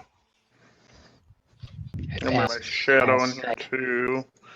Oh, I can't get him through the pathway. No, you can't. Hold on. Okay, and then the tunnel opens up. Let me reveal the tunnel. Doot. There we go. Ah, that didn't work. You still have sight for some reason. There you go.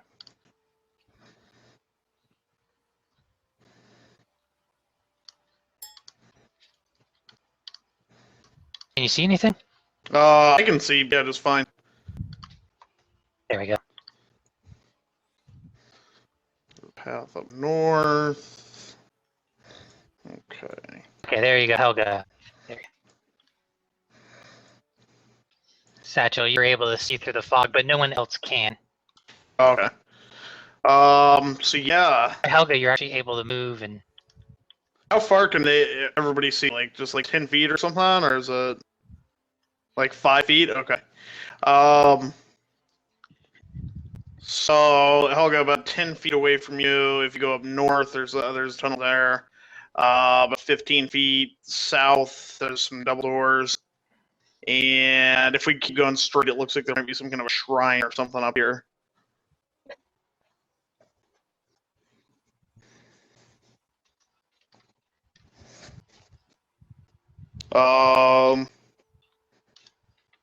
Yeah, this fog's not good.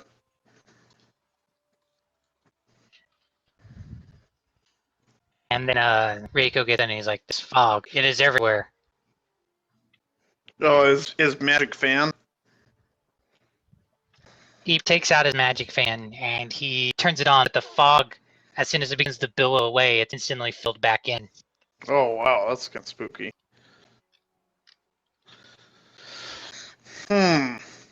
Well, I could go look around here and see if I find any way to, or maybe what's causing this fog. I'm pretty sneaky like when it comes to that kind of stuff. Caster level. Hold on, I'm trying to figure out what he'll need to try and break it. With this Rico, like, let me cast, let me try a spell.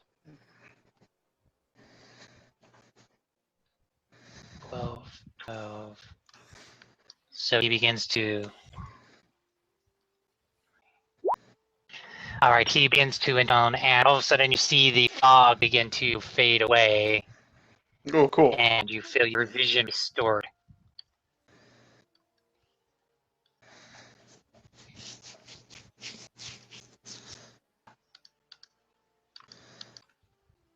There you go.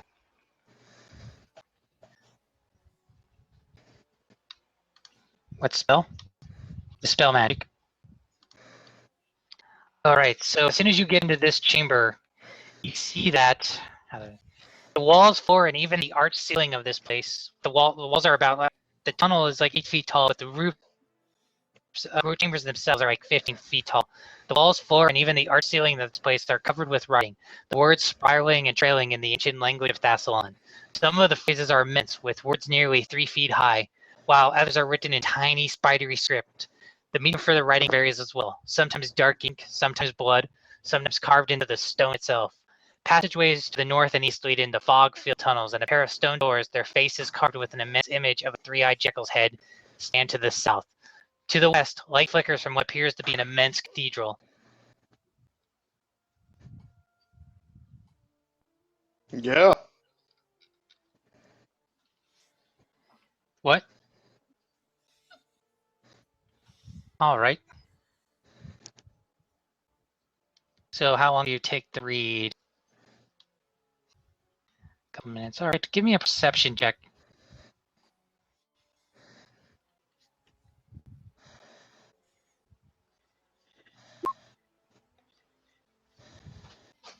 Okay, so as you're reading it, you quickly deduce that the writings of the walls consist of prayers and scriptures to Lamashtu.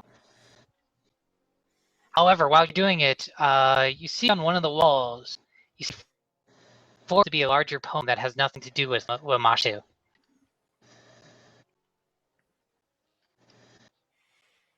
And the phrase is, hold on, let me shrink this, type it in. And so you pointed out.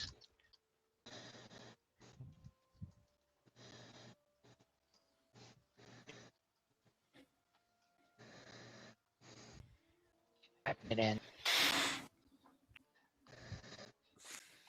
Jerks. Stupid internet being stupid. Hold on.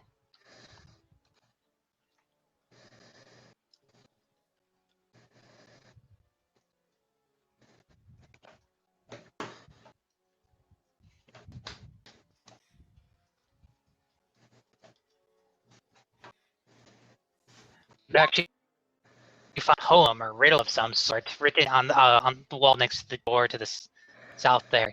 If magic bright is your desire, to old ruined fort you must retire, for only there does wizard's art receive its due and proper start.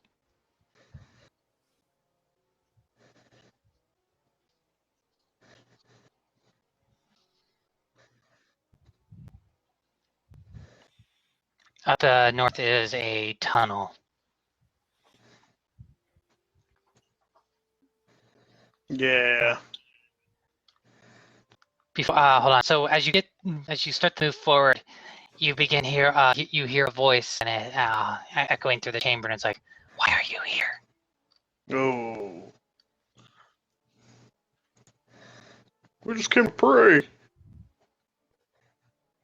We're gonna worship.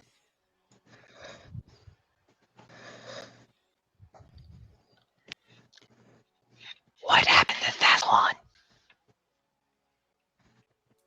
We're here to restore it.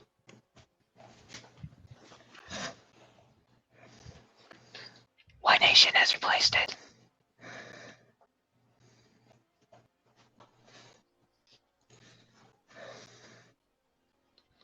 And then, so it keeps on asking questions. You still hear this voice keep on asking questions. Who rules the land above today? Your mother. Who is Helga?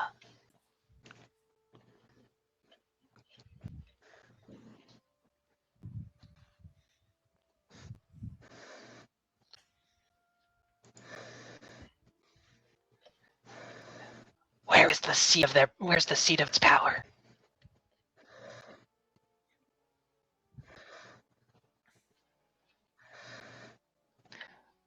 What became of Runelord Karzug and Runelord Alasnus?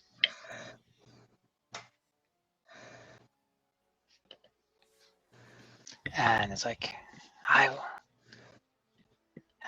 call, please know me as the Scribbler.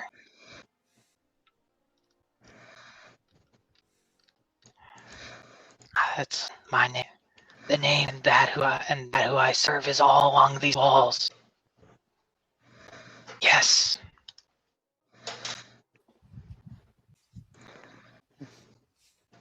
What was that?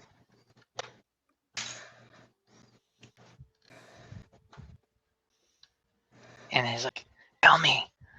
I've been asleep a long time. What goes on the surface?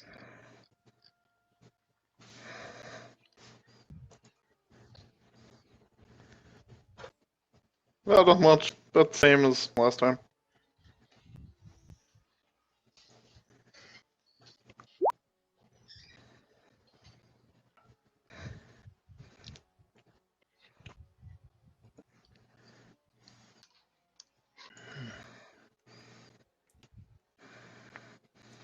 So with Helga shutting up, the voice trails closer to Satchel and Zell, and you hear it closer to you two, and they're like, and you hear halfling.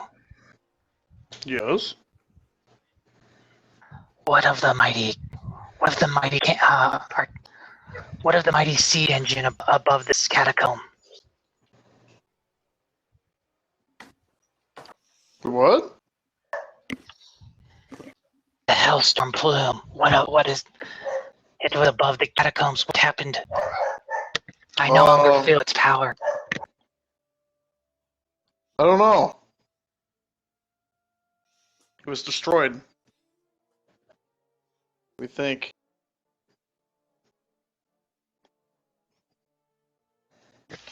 Tell me everything you know. I must know what has happened, what has occurred on the surface since the cataclysm. Are we the first people to come down here, or is there anybody else? There have been others. What happened to them? They were not respectful of my shine.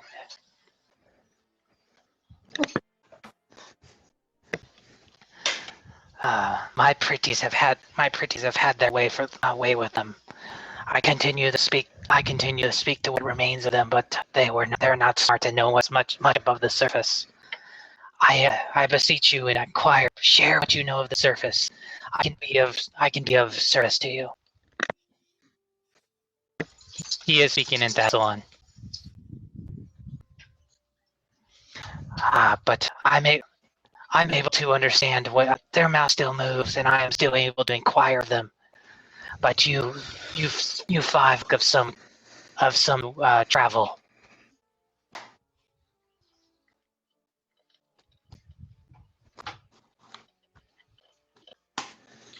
Yeah, I don't really feel like we should tell this thing anymore because it's getting a little weird. Yeah.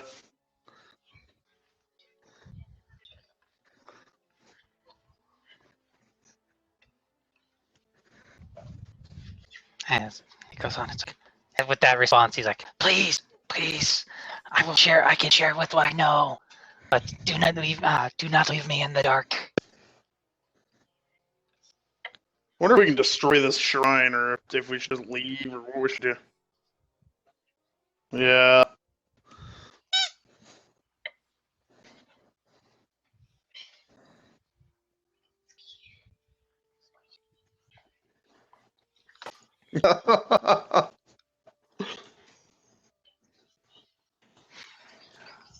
What of the ruin well and the layer above? What happened to it? No, not the chamber, but the ruin well itself. I don't know. It would summon the sin spawn. The guardians of Oh, I guardians remember. of Oasis. Is Runelord Oasis still around? The Runelord of Wrath would be quite displeased to hear that.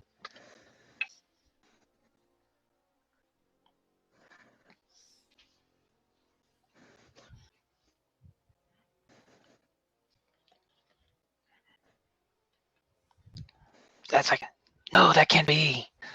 I was awakened a month ago, and before that, I felt an urging 5 years ago from the ruin well above igniting. I think one of the Runelords is trying to return.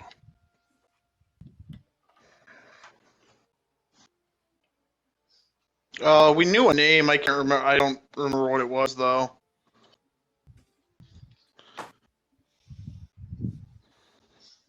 What brings you to this catacomb below?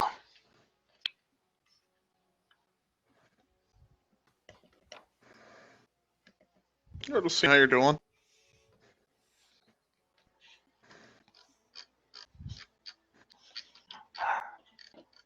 Which lord do you believe is returning to the surface? Kroon, Karzug? Karzug. She is the ruined lord of wrath. That is a Lasnest. Do you For ever sure, pay attention Karzug. to anything, Helga? It's the Greed Rune Lord, Karzug.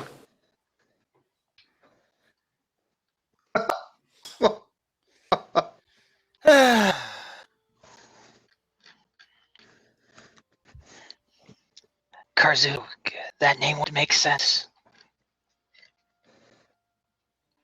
Do you know anything of Karzug? Yes, he sent me here as a spy to spy on the dealings of ruined Lord of Lasnest. She consorted with demons, and I came as a priest of Amashtu. It's like, no,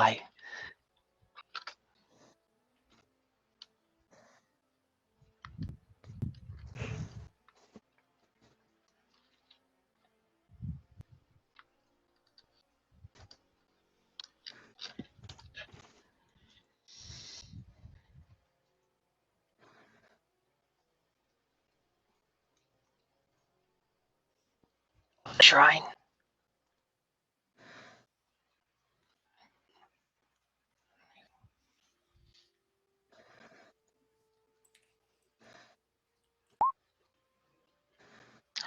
I was a commander of the Hellstorm plume above, and it was little did Lasness know that I was a spy for Karzug. It could hurl gouts of flames hundreds and hundreds of meters from around this fortification. It was designed to repel any invasion by Karzug. Yes, like a catapult. But yes, I succumbed to greed and was serving Karzug, but I was devoted to a third master, Lamashtu herself. Yes.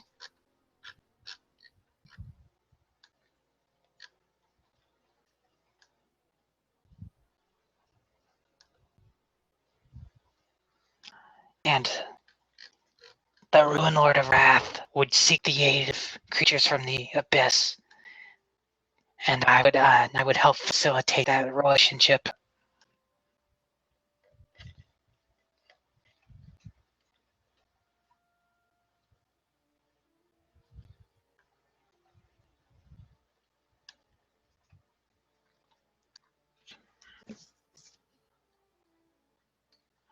Is Karzug gonna be like a bad guy? I'm assuming so.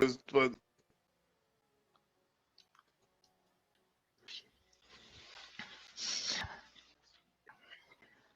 okay. Yes, if Karzug seeks escape and return to form, it would have been through something his minions discovered in the Rune Forge.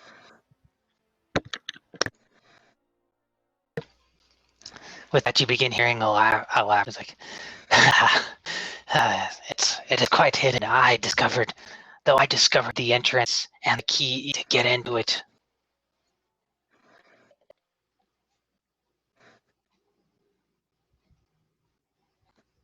And he's like, I will.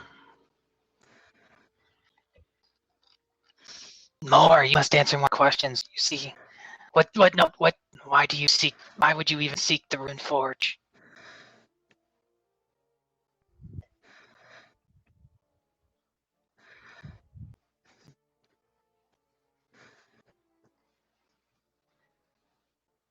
And he's like, yes, in all my brilliance, I was unable to require this secret. I was the free there to escape the two Runelords before they turned on me, but the cataclysm happened before then, it is definitely what you would desire for. If anything if anything would be able to defeat them, I would be hidden within its walls. That's why I must go there, but I cannot leave this chamber.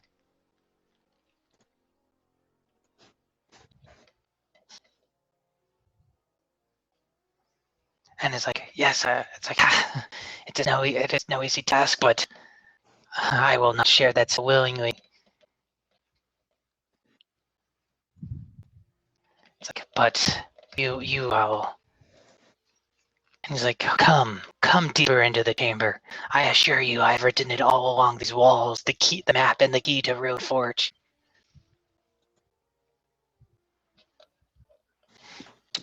All right.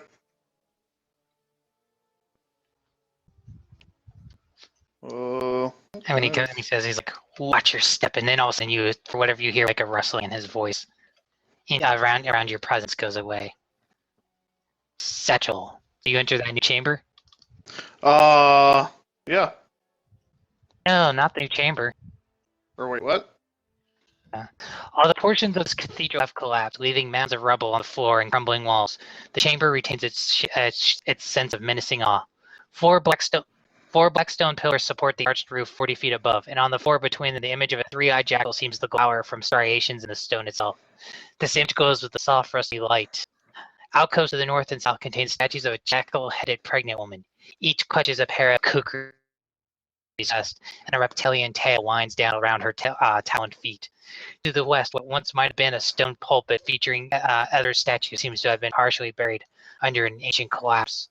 The walls of this room are densely decorated with hundreds of scribblings and sprawling ruins. Yeah, I don't know if I want to go there.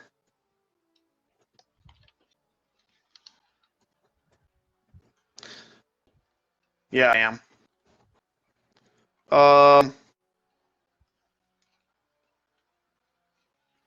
Well, there's a door right here, I guess. You want to open it real quick, or? Okay, yeah, I'll just pop this door open up here real quick. We'll see what's going on in there. All right, this door has, let's see, how to open this door. Seeing if it's trapped or anything as you open this door and kill yourself. Just explode and die.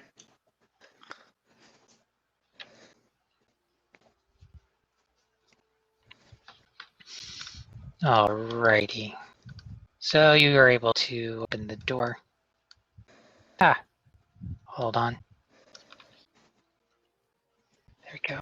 Door. Dude.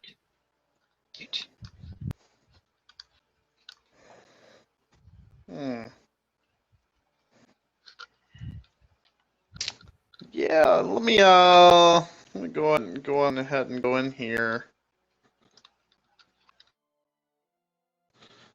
Oh, there's like nothing in here. Yeah, I'm just gonna leave there. There's nothing there. Yeah, we'll go back here. We'll go up in this north one first, I guess. All right, let me pop that door open too, real quick here. All right, hold on.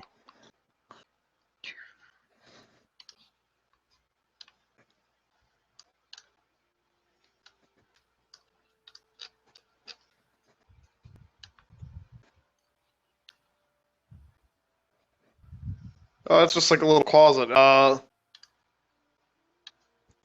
I see anything yet? Or, like, there's nothing in there, right? Or it's just like a little square room.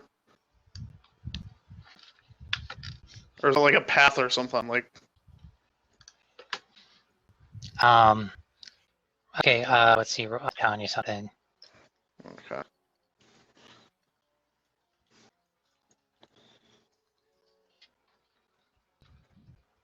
Okay. All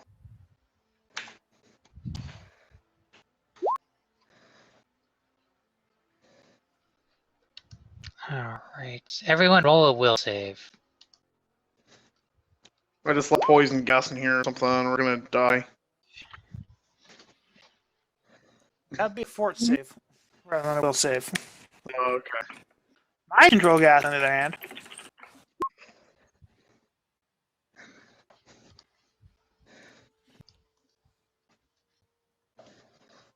All right, nothing. You guys are alive. Yeah, just like a closet or whatever. Okay. Should I roll perception or anything, or is it it's like just nothing? You can roll perception, yeah. All right, let me do that because. Dang. All right. You see that the stone thing, as you're able to look closer at it, that was just a stone wall, like a door materialized there. Oh wow. Okay. Go ahead and pop and unlock it.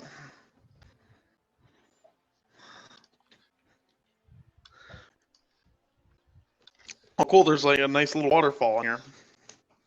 A low stone rim surrounds a shallow pool of water that seems to glow with a soft radiance. The walls around the room are carved with large runes, and the ceiling rises to a dome above. Can I do a perception in here too, or is there anything that just gonna it? You can do perception, yeah. All right. All right. As you're doing and looking around and everything and doing a close look, while the water appears pure as you get close to it, put your nose to it, it's quite foul smelling and has a, and you could only imagine it has a very foul taste. I feel like we need Rico in here or something. Like I think he would be more useful.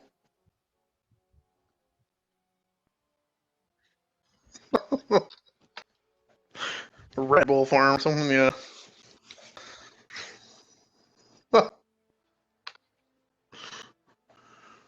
So yeah, I'm not touching that water or anything, so I'm just gonna go ahead and leave here.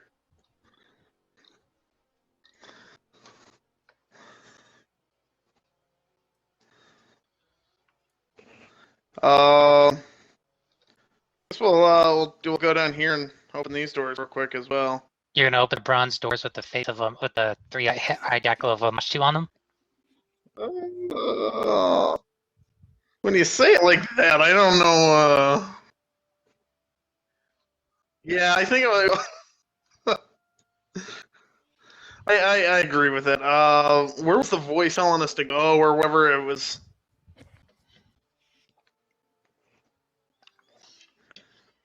Because didn't that demon thing or whatever the voice wants to go somewhere?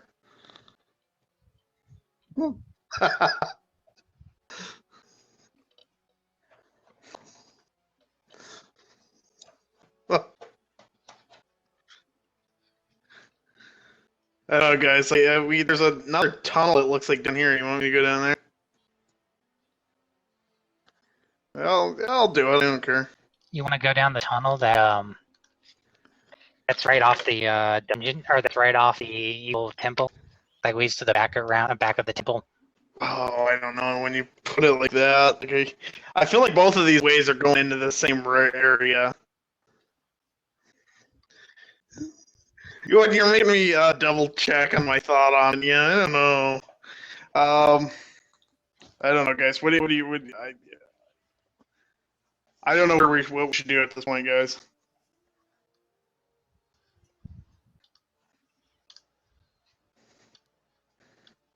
Yeah, I'm cool with that. Like yeah. Okay.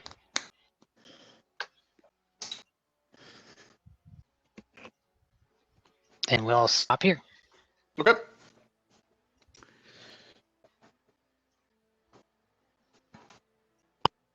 Cool.